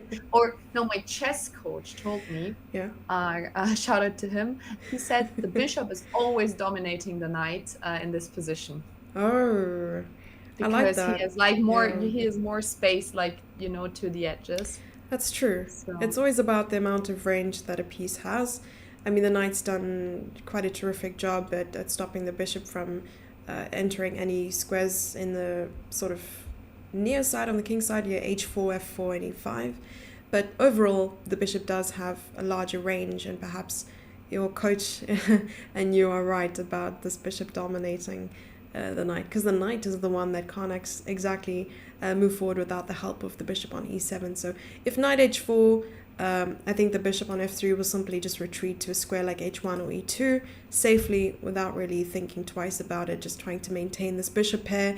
But on the other hand, I think that the knight could have some merit, even though it doesn't have a lot of entry squares, just because at the moment, even though these pawns are creating some tension. Oh, I always have to bite my tongue when I say these things, because I'm like, the center is closed for now, and then boom, it opens up, and we missed a couple moves, right? Like it just jumped. yeah, then many moves came in at the same time. Yeah. So what happened is that black took on e4, they're taken back, and now the castle. But I wouldn't call it really open the position because yeah, this is still like really close. Like the pawns are not confronting each other, right? And we now have a spot here, maybe for the knight. I If the agree. knight makes it there, that would be an improvement compared to where the knight is now. But also we have to keep in mind, even though it makes it to d5 in the future, white still has the option in theory to attack it. I mean, we need to watch out. But just in general, yeah, she is not letting Divya breathe here with f4 Yeah. threatening f5. Just now she wants to open up the position, right? Because she wants to confront her with the pawns. She wants to get her rooks in. Yeah, she's really keeping the pressure up. She understood the assignment and is going for the win here. Yeah. I really like the way you put it. It's like no space now for black. The only exit square for the knight is h8, and let's just say black plays some move, any move, f5. It's really tough even after exchanging for this knight to go anywhere but h8, because if knight h4, f6, right? Because now if bishop takes, rook takes, and it's two pieces for a rook, and I think it's quite good for white. White it will be very, very happy with a position like this. 100%. So 100%. Those bishops are, I mean, mostly two pieces are better than one rook, just because it's one piece more to attack stuff. But especially in this position, like these bishops are dominating everything. Like this position is completely losing for black. So black should not should not be surviving this position if this comes. But this is not the game, in case people are confused here. You can always see the live position on the top left corner, right? So, is that the case? Yes, I think so, right? So even if we're doing wild analysis, yeah, we do have a live board, I believe, at least for people to see on the left-hand side of our screen. yes. Yeah, and then I'm reading chat constantly. I'm loving the chat interaction today. Keep it coming. We are reading and we are laughing all the same. So there's a way to yeet the pieces on Lichess. They introduced it on April 1st. Pressed Shift and F. And have to Got admit, some. Ah, sorry. not at all. Go ahead. Now I just heard we got some more information here. The head-to-head between Tan and Harika is 13-11 with 20 draws. So really close there. Wow. So this could happen, right? If Harika makes a comeback here, she could face Tan Zhongli in the semifinals. So thank you for this statistic. And yeah, Divya, she needs to not lose this position to instantly make it to the semifinals here. Yes, at least now there's also an exit square for the knight on e7 there. And your idea, Katerina, of putting the knight on d5 is gonna happen probably. Mm. Yeah. I was looking at ways in which that maybe white could try to trap this bishop, but there's always the idea of playing f6 or h6 to try and just relieve the bishop and allow it some squares. But knight d5 is coming. This could end up being a little bit drawish if played well, but I do agree with you that white has an advantage with space, with piece activity, and just it's just open season here for white. White can dictate what happens next. That's true. That's true. Do you think maybe Harika is thinking about c4 here? Because this is the only square that the knight will actually be quite happy to be on. The only concession, okay, I take it back, but the only concession being the weakness here on d4. So f5 was played. Yeah, I think she this. shouldn't play c4 right now. Yeah. She should only play c4 when she can only play d5 afterwards to really rip open the center. Oh, I like f5. What are our feelings about f5? I'm just thinking if you're taking, we're probably taking back with a pawn, right? Because we don't want her to give the chance to cut the bishop pair in half. So then we were opening up the g file, I guess. But maybe we're also threatening f6. That could be really annoying sometimes. Maybe not right now because you can still take back with the bishop, but I mean, if you put our bishop in here or here, maybe f6, or maybe we can even play king h1 and put a rook on the g file here. Ooh, I like that. Yeah. So yeah, taking back with the g pawn would probably happen if Divya decides to take on f5. But maybe it's just better to just bring the pieces here because this is just 5 points that can now enter a little bit in the action. So yeah, you always want all of your pieces to join the party. Definitely. Yeah, I do like this idea of, like you said, putting the king on h1 and bringing the rooks. And the question is posed to black here. What are you going to do with your pieces? You want your pieces to work well together, but there aren't a lot of open files. There actually are no open files at the moment, but perhaps there is about to be. And knight d5 has been played.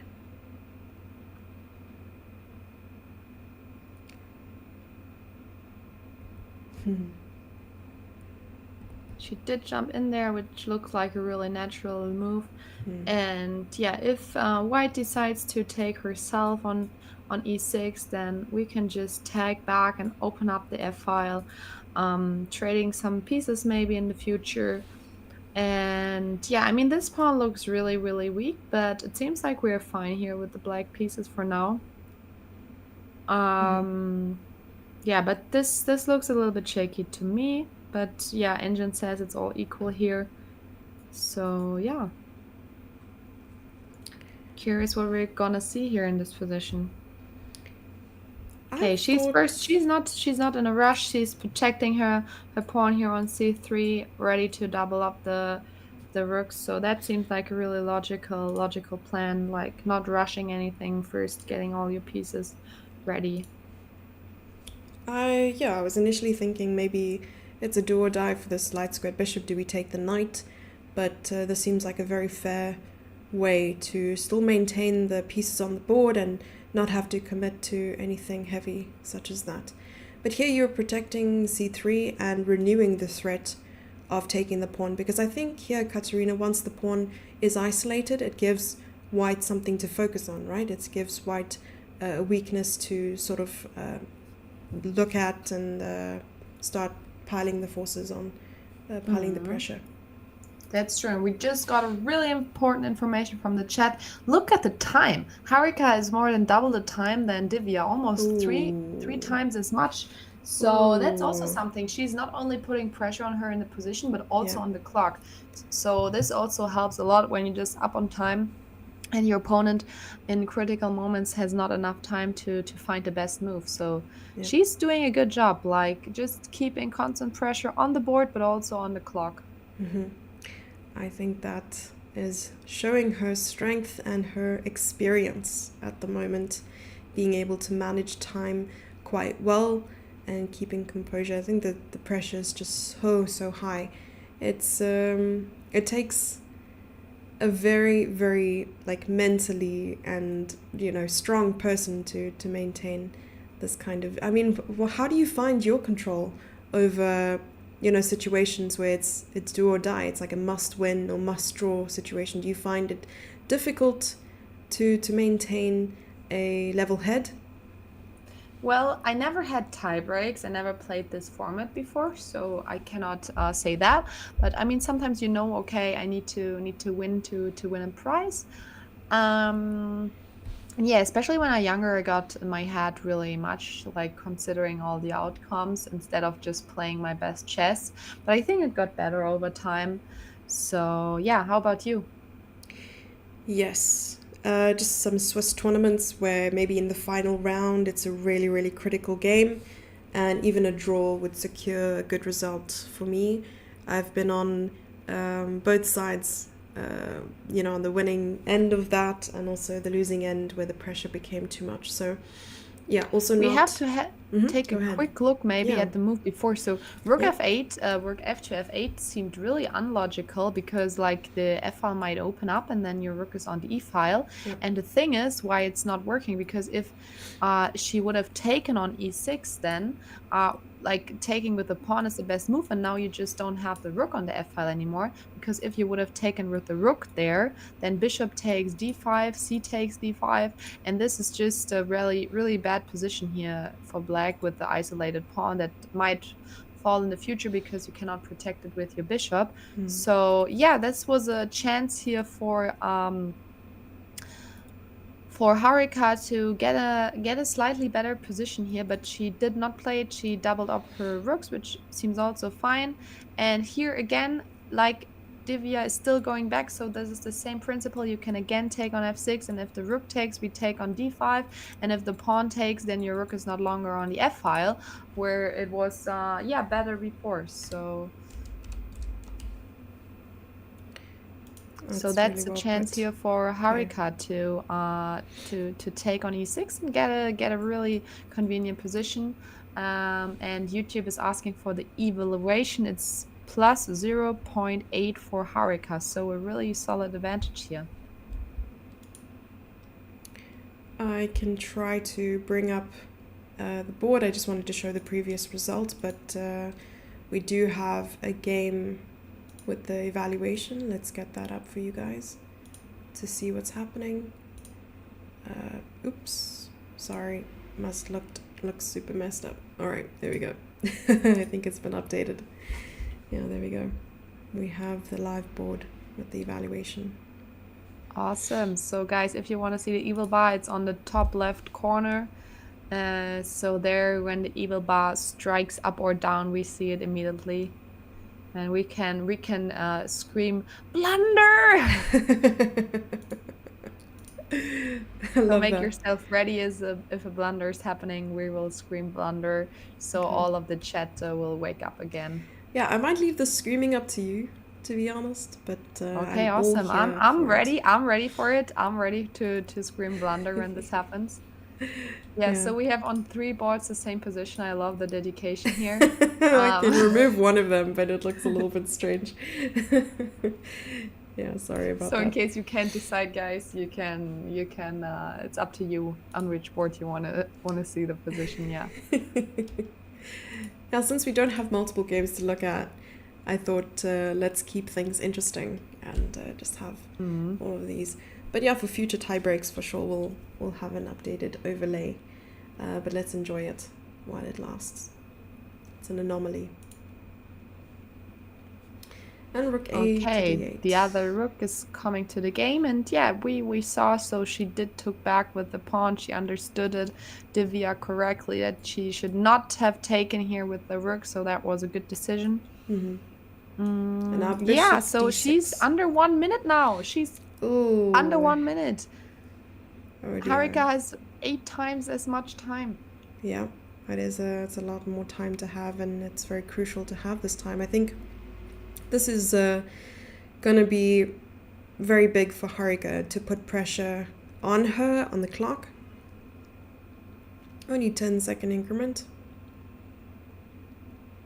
She wants to trade here, Katharina. Oh, it's even 9 times as much as time. I just calculated it before the move. Okay, now not anymore, but yeah, it was. I just put out my calculator Quick maths. real quick.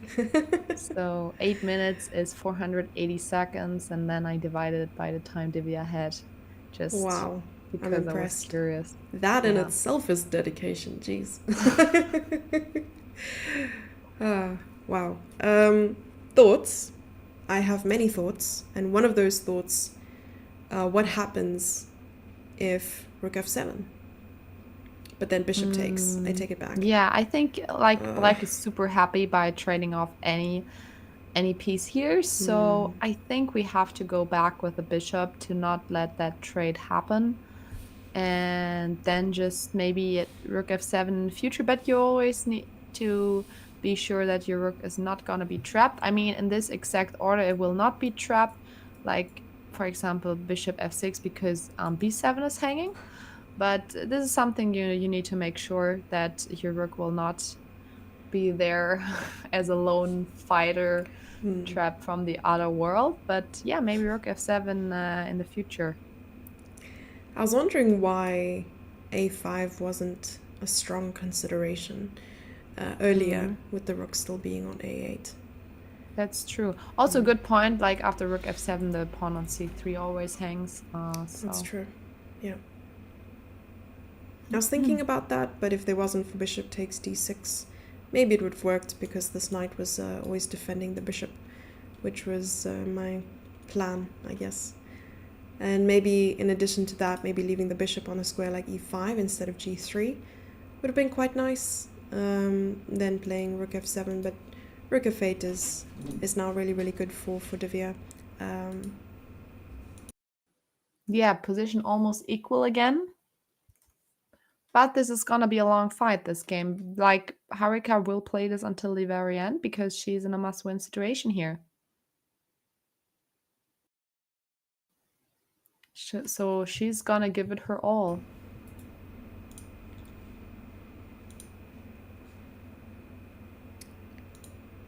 Indeed. Now trading off pieces will make things a lot easier. I mean, this is another tactic when down on time, try to trade pieces, simplifies things, and also just the automatic like capturing back will save a lot of time, add some time to the clock. So this is a tactic when either you're lacking space or lacking time on the clock. The trick is always to go for a trade and try to simplify things, because the more pieces there are on the board, the more complicated it is, the more lines you have to calculate and make sure you're not blundering anything. Look, she decided to protect her pawn with the bishop, but I have to say I like the bishop more on this diagonal than on this diagonal.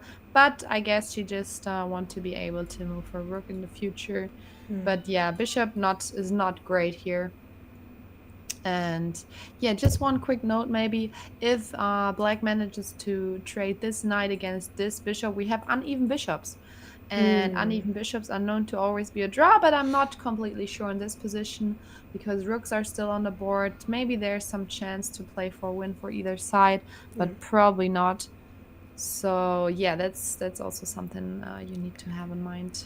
30 seconds, Divya. Come on, you gotta move. Come on, I'm walking over here.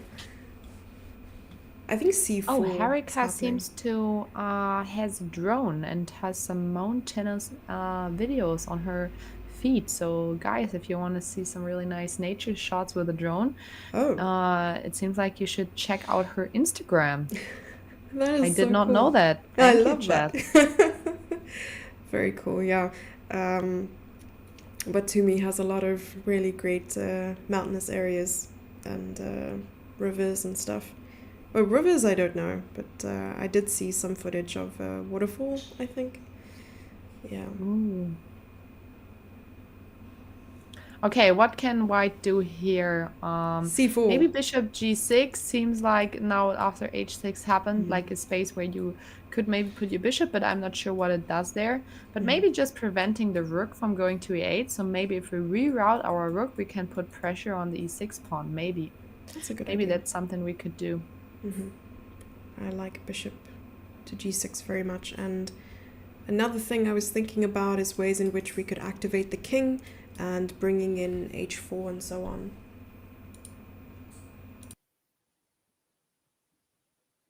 Rook b1 wins the knight. Wait, I think there was some time in another line here. Okay, she's going to d3, and now we have bishop g5. Okay, so the bishop going back to e1, but now this bishop is really active here. So now we see also the idea of h6. So really nice move to be able to go there with your bishop. And I think it's good that she didn't trade here, even though these are doubled pawns. Black would have had everything under control there. I really think we see bishop g6 here. Oh yes. Oh, we got it. Very nice. But now our rook is kind of trapped. We cannot go here or here, so we need to go back to f3. And yeah, I think maybe now we're gonna. Oh wait! After rook f2, there's bishop h4. And then winning c3. There's no easy way to go to the e file here. That is so. Are they repeating moves? No. No, I cannot imagine. She's just repeating one time to give her the feeling like, ooh, you might get the draw right now. And then you're like, haha, you're not. And she's playing h4 right now. h4 is on the board. So that makes sense. Maybe also activating the king. Maybe also bring the king into the game, because the king is a piece that is valuable and has a lot of powers and is not doing anything yet. So that could happen. Exactly. We can give the... So we're all here for a win for Harika, so we're gonna go into another round of tie breaks. That would really be a huge chess drama, and we're always here for more chess. So yeah, keep it going, guys. Keep it going indeed. And it's a very good point, bringing the king in as a useful tool in the endgame. And I grew up learning that the king is also given a value in the endgame, which is 4 points for the king. And rook a8 with this idea of playing a5 and opening the file. Very, very nice try. And also with a5 you're threatening to win a pawn on b4, which might mean that here I think the bishop might have to come back at some point, right? Because if it doesn't, then a5 is possible. So let's say bishop to e1, a5, maybe even just a quick taking the pawn and then c4. Oh dear. h5 seems to be the best move here, because when you now take, we take back, and then we just enter out with our bishop here. And even though all our pawns are on the black squares, we have a good advantage here. And our pawn on g6 is strong, because at some points, like, you have a weak back rank, right? So you also need to consider that. So the top engine line here is to play h5. h5. Oh, bishop c2, keeping it on the board. Yeah, I think h5 is also not too easy to play, because it's a commitment. You get rid of the bishop, plus you have a double pawn. But okay, she wanted to rather keep her bishop. Maybe now she'll move the king, because the king is the only person, the only piece not involved in the game yet. So yeah, that was a moment to use the time advantage. That's true. She played her move bishop c2 kind of quick. She still has 3 minutes on the clock. So yeah, this time battle is gonna be really, really intense there. Yeah, Divya has been living on increment for the last bit, and now Harika is also dropping below, well, very soon to be the 3-minute mark, which will probably make things even a little bit more chaotic. Oh, they repeated the second time now. They repeated the Now second time. she's still not going for h5, but now after knight d5, she's not allowed to go back to g6 because then Divya could claim a draw. After bishop g6, Divya would have to hold on the clock and say, hey, arbiter, I claim a draw with my next position. She could do that. But so now she cannot go into the battle line anymore because h5 was the chance to get a slightly better position here. Okay, now she's activating her king. I mean, the position is still not done, right? So there's No. still a lot of potential here. White still has a bishop pair and more active rook. But I like your plan that you pointed out earlier with a5, right? Yeah, exactly. I think a5 is one of the tries to get this rook into the game and for black to fight for some counterplay. And here, bishop e7 is probably just piling the pressure on these pawns, which are soon going to be attacked. Because maybe even a b6 later, no? Maybe. I think we might see bishop e1 soon. King h3 first and then bishop e1. Maybe she just want to do a Nigel short. I remember that game. Very nice. Okay, trading rooks will be very, very nice for black. I'm not sure.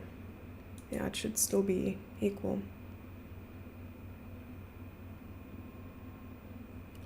Harry has a name. Gary has a name. Oh, the D-pawn's name is Dumbledore. Okay. Oh, man. I like that one. I need to remember Dumbledore for the d-pawn. Okay, now the king went here. The knight's gonna go somewhere to d5, g6, somewhere. And yeah, what are we gonna do next? Can we maybe... Or maybe black can even play g5 here. Oh. Maybe black can just like plant the knight there for now. Not because a bad g5 plan. is also protected by the bishop. Yeah. Not a bad plan. Well, she has to decide in the next couple of seconds, and she manages to move with 3 seconds left on the clock. Knight back to d5, and this is a... Oh, you know what is a good plan here? Yes. To play with c4. Ooh. And put the bishop on e2 first so that you can play b5 after. That's not a bad plan, getting a passed pawn into the mix, and white initiating that 2-square rule with the knight, stopping the knight from coming forward. And maybe, you know, the next idea is exactly what you said, Here, right? again, c4. Yes, that seems like the best move here. I like the plan. At some point, she needs to go forward, and this is a point to strike here. Slightly better position. She's not deciding to go for it right now. She can still play c4 here as the best move.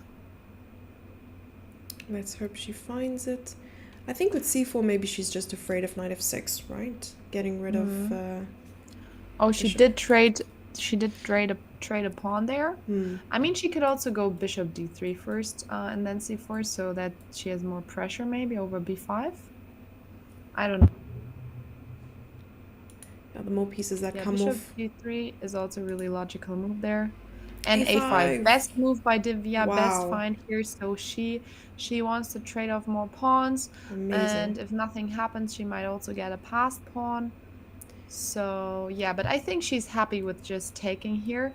And then this is forever a weakness also because our bishop needs to protect this pawn. And then it's not so easy anymore. So white missed out on a chance to play c4. So now as soon as this is traded, we will never have the chance to play c4 anymore. Yeah, her plan was definitely to play c4, I think, and only allow this knight to retreat to a square like e7, so maybe a little bit too slow with the plan by playing g5 first.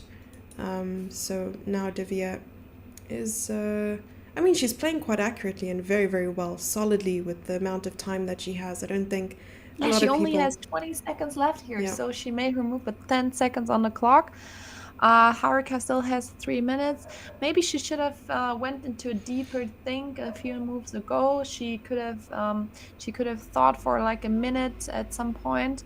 But yeah, here it seems like the more pawns are gonna be traded off, the harder it is for Haruka to win this position here.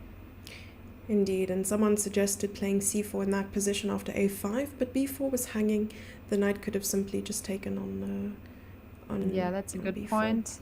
We attack the knight. It's an in-between move, we think, but the knight can also take the pawn, so that's a really nice addition.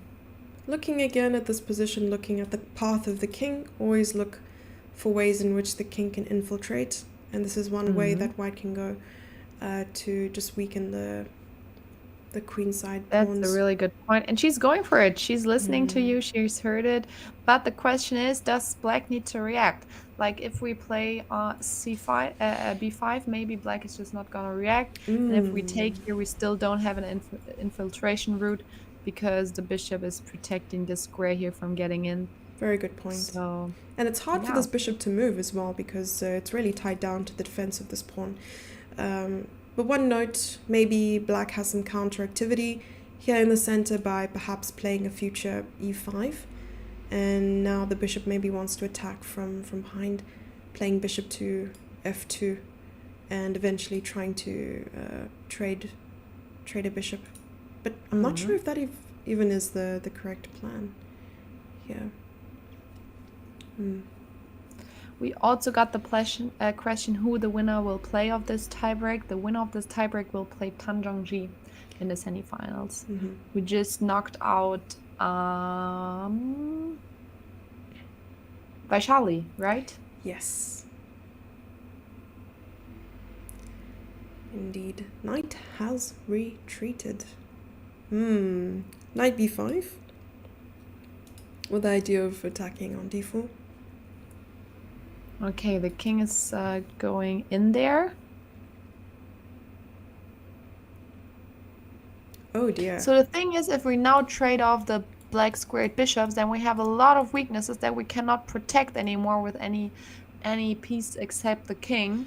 So yeah, that's also something we need to keep in mind, that those pawns can be really easily attacked by the knight. So we need to be really careful which pieces we're gonna trade off here as white if we still want to keep on some winning chances here. Oof, the time situation. She's like playing on. Oh wow, she blundered! Oh, she blundered. Bishop f4 is now winning for white, and she did not see it. I wanted to scream blunder, but Bishop f4 was completely winning. Oh my gosh! And there was a Zugzwang there after the king reaches e5 again. It would be very tough. She was winning for a move, and she did not. She has 3 minutes on the clock. Minutes. I don't understand. Oh my god. Oh no. That was the moment for Harika to strike back. I don't know if there's gonna be another situation in this game, but there was a moment. Why is she playing so fast? She has 3 minutes. She could have taken a second to consider bishop f4. That's one of those. Would have needed to been traded off, and we get the king into the center. She definitely had a chance, and I think she was playing for time there for a brief moment. And now maybe this pause of her thinking of what to do here, she quickly realized, oh my gosh, I had this chance and I ruined it. Yeah. So maybe, coming back, okay, she played bishop e4 instead, but maybe coming back like bishop king to e4 and trying to just repeat this, and then going for bishop f4 could have been a definite way forward. And now attacking d4. we did see she had a little think after this move here. Maybe she just realized, oh god, what have I done? I had a win there. Because she did not think about the move earlier. Yeah, now losing this pawn on what is b4. Happening now? She cannot protect this pawn here anymore. No, she cannot. She's losing this pawn. She will not win this position anymore. She had her win earlier, and now black can simply take there, and this is a really important pawn that's just gonna be lost there. What a heartbreak! Oh my god! Wait, winning king for e4? black. What was necessary? Maybe you had to play some like. Yeah, no, it was in this position. You're not allowed to take on b5. You're not allowed to take on b5. Oh, you can't take on b5. You're not allowed to trade off your bishop against this pawn. So now it's winning for Divya, guys. Oh wow! What just happened? She plays so fast, but she plays the wrong moves. Now she's down a pawn in a bishop endgame, and this is not winnable anymore. all her pawns are also on the black square, so her bishop is completely useless. She cannot attack any of the white pawns. She will not win this position here. Oh man, this is gonna be This is super, winning for super rough. black, not for white. White needs a Yeah. win, and she had a winning, but she did not find it. What was the evaluation even in that position before bishop h4? I mean, let's quickly check. I'm just gonna go back. Yeah, I saw the position, so it was +3 for her when she would have played bishop f4. I mean, I'm good to say all of this. I have an engine, so Yeah. I'm not blaming her. I decided to But join you. yeah. I just telling you that this was a winning sequence. I mean, she's still playing a great game, but she unfortunately missed her win, missed her chance to strike back, and now being a pawn down here in this position, she will not win this position here with the white pieces. There's no chance. Indeed. And now there comes the realization, and she still has 3 minutes on the clock, but she will not be able to win this here.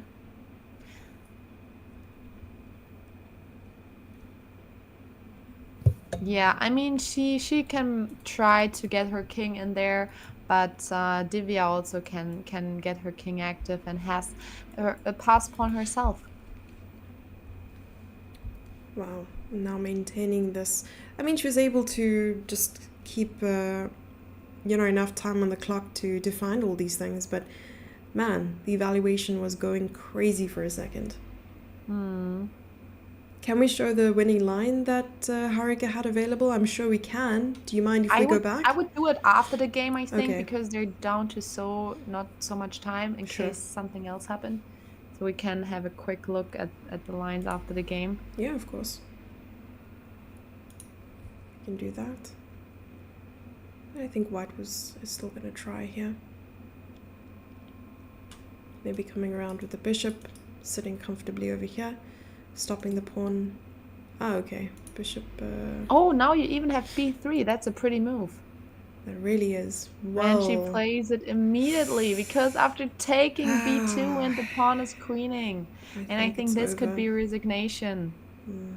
I think this could be, okay, she's still playing this, but black can just take this bishop here and is completely losing here. I think this might be over and they just already moved the kings to the middle because king d4 is not really a move that makes a lot of sense. I can imagine that she resigned and put her king on this spot here because that's the spot you put your king when you lose as white. You always put the kings in the middle to indicate the game is over. When both kings are on the white squares, means white won. When both kings are on black square, black. And when they're on opposite colors, that means it was a draw.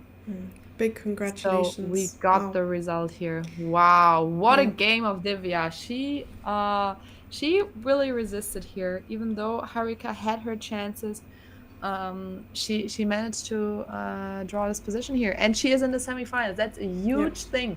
Divya Deshmukh, 19 years old, just secures her spot in the semifinals, and she will face Tan Zhangji there. So what a game. What a game. Indeed, congratulations to Divya there. So we're coming back quickly, Katharina, to that position in move 60. Please show me the position. So after king to e7, you mentioned bishop to f4. So the idea behind bishop f4 is simply to get the king to e5, right? So if I'm just going to play some move king f7, king e5. And the point is that e6 is just so weak that black is really going to have some trouble finding a way, and there will be Zurswang at some point, right? Because the king is either going to have to move, where white will find an entry square, maybe king to f8, and even after some triangulation, I mean, king e7 and bishop e4 instead, because now you're attacking g6 and king d6. And even after but also interesting to add is like a knight cannot lose a move. Like it's really hard to play with a knight when you're in Zugzwang because like it's not really agile and rotating. So that's also an interesting thing to add there. That's very, very true.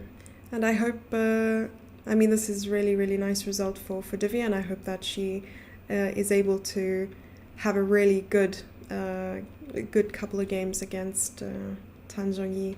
So that brings us to the end of the tiebreak. So it was a quick tiebreak. Hey, wow. It seems quick, but also we've been watching those games for 2 hours. So when we think about that, not even that short, but that was intense. Wow, I loved the ending. There was everything there. Like she had her chances. She almost made it to the Blitz format, but in the end, Divya found all the right moves and wow, a 2-0 win. I mean, the results sound much more um like clear than the last game Yeah, was. yeah, indeed. So yeah. So for the semi-finals, just to let everybody know, it is a matchup between Lei Tingji and Humpy Canero starting tomorrow, and Tan Zhongyi and Divya Deshmukh. So this is very cool, actually, Katarina, because we have China versus India in both matchups. So yeah, there will be either a Chinese winner or an Indian winner of the World Cup, and I'm very, very eager to see whether we'll have a double Indian showdown in the final, or double Chinese, or even an Indian versus Chinese final. So the one bad news that we have, unfortunately, is that tomorrow there won't be any stream, but we will be back on Wednesday onwards for game 2 of the semi-finals and the tie breaks in the finals. So really sorry about that, but at least you guys get a small break from us, and as well as on Friday, which is the break of the tournament. So yeah, we'll be back soon, I hope. We'll be back soon. And we Yes. have the amazing Neo on Wednesday, so I will be not there. I will be joining for the finals again. So I will for sure watch your commentary. It was a blast, and we'll see then and for the finals. And until then, I will really watch all the commentary of you. So Oh. yes. And happy birthday for Thursday. Yes, I hope you have a fantastic celebration. Thanks. All right, everyone. We'll see you again soon. Bye bye. Bye.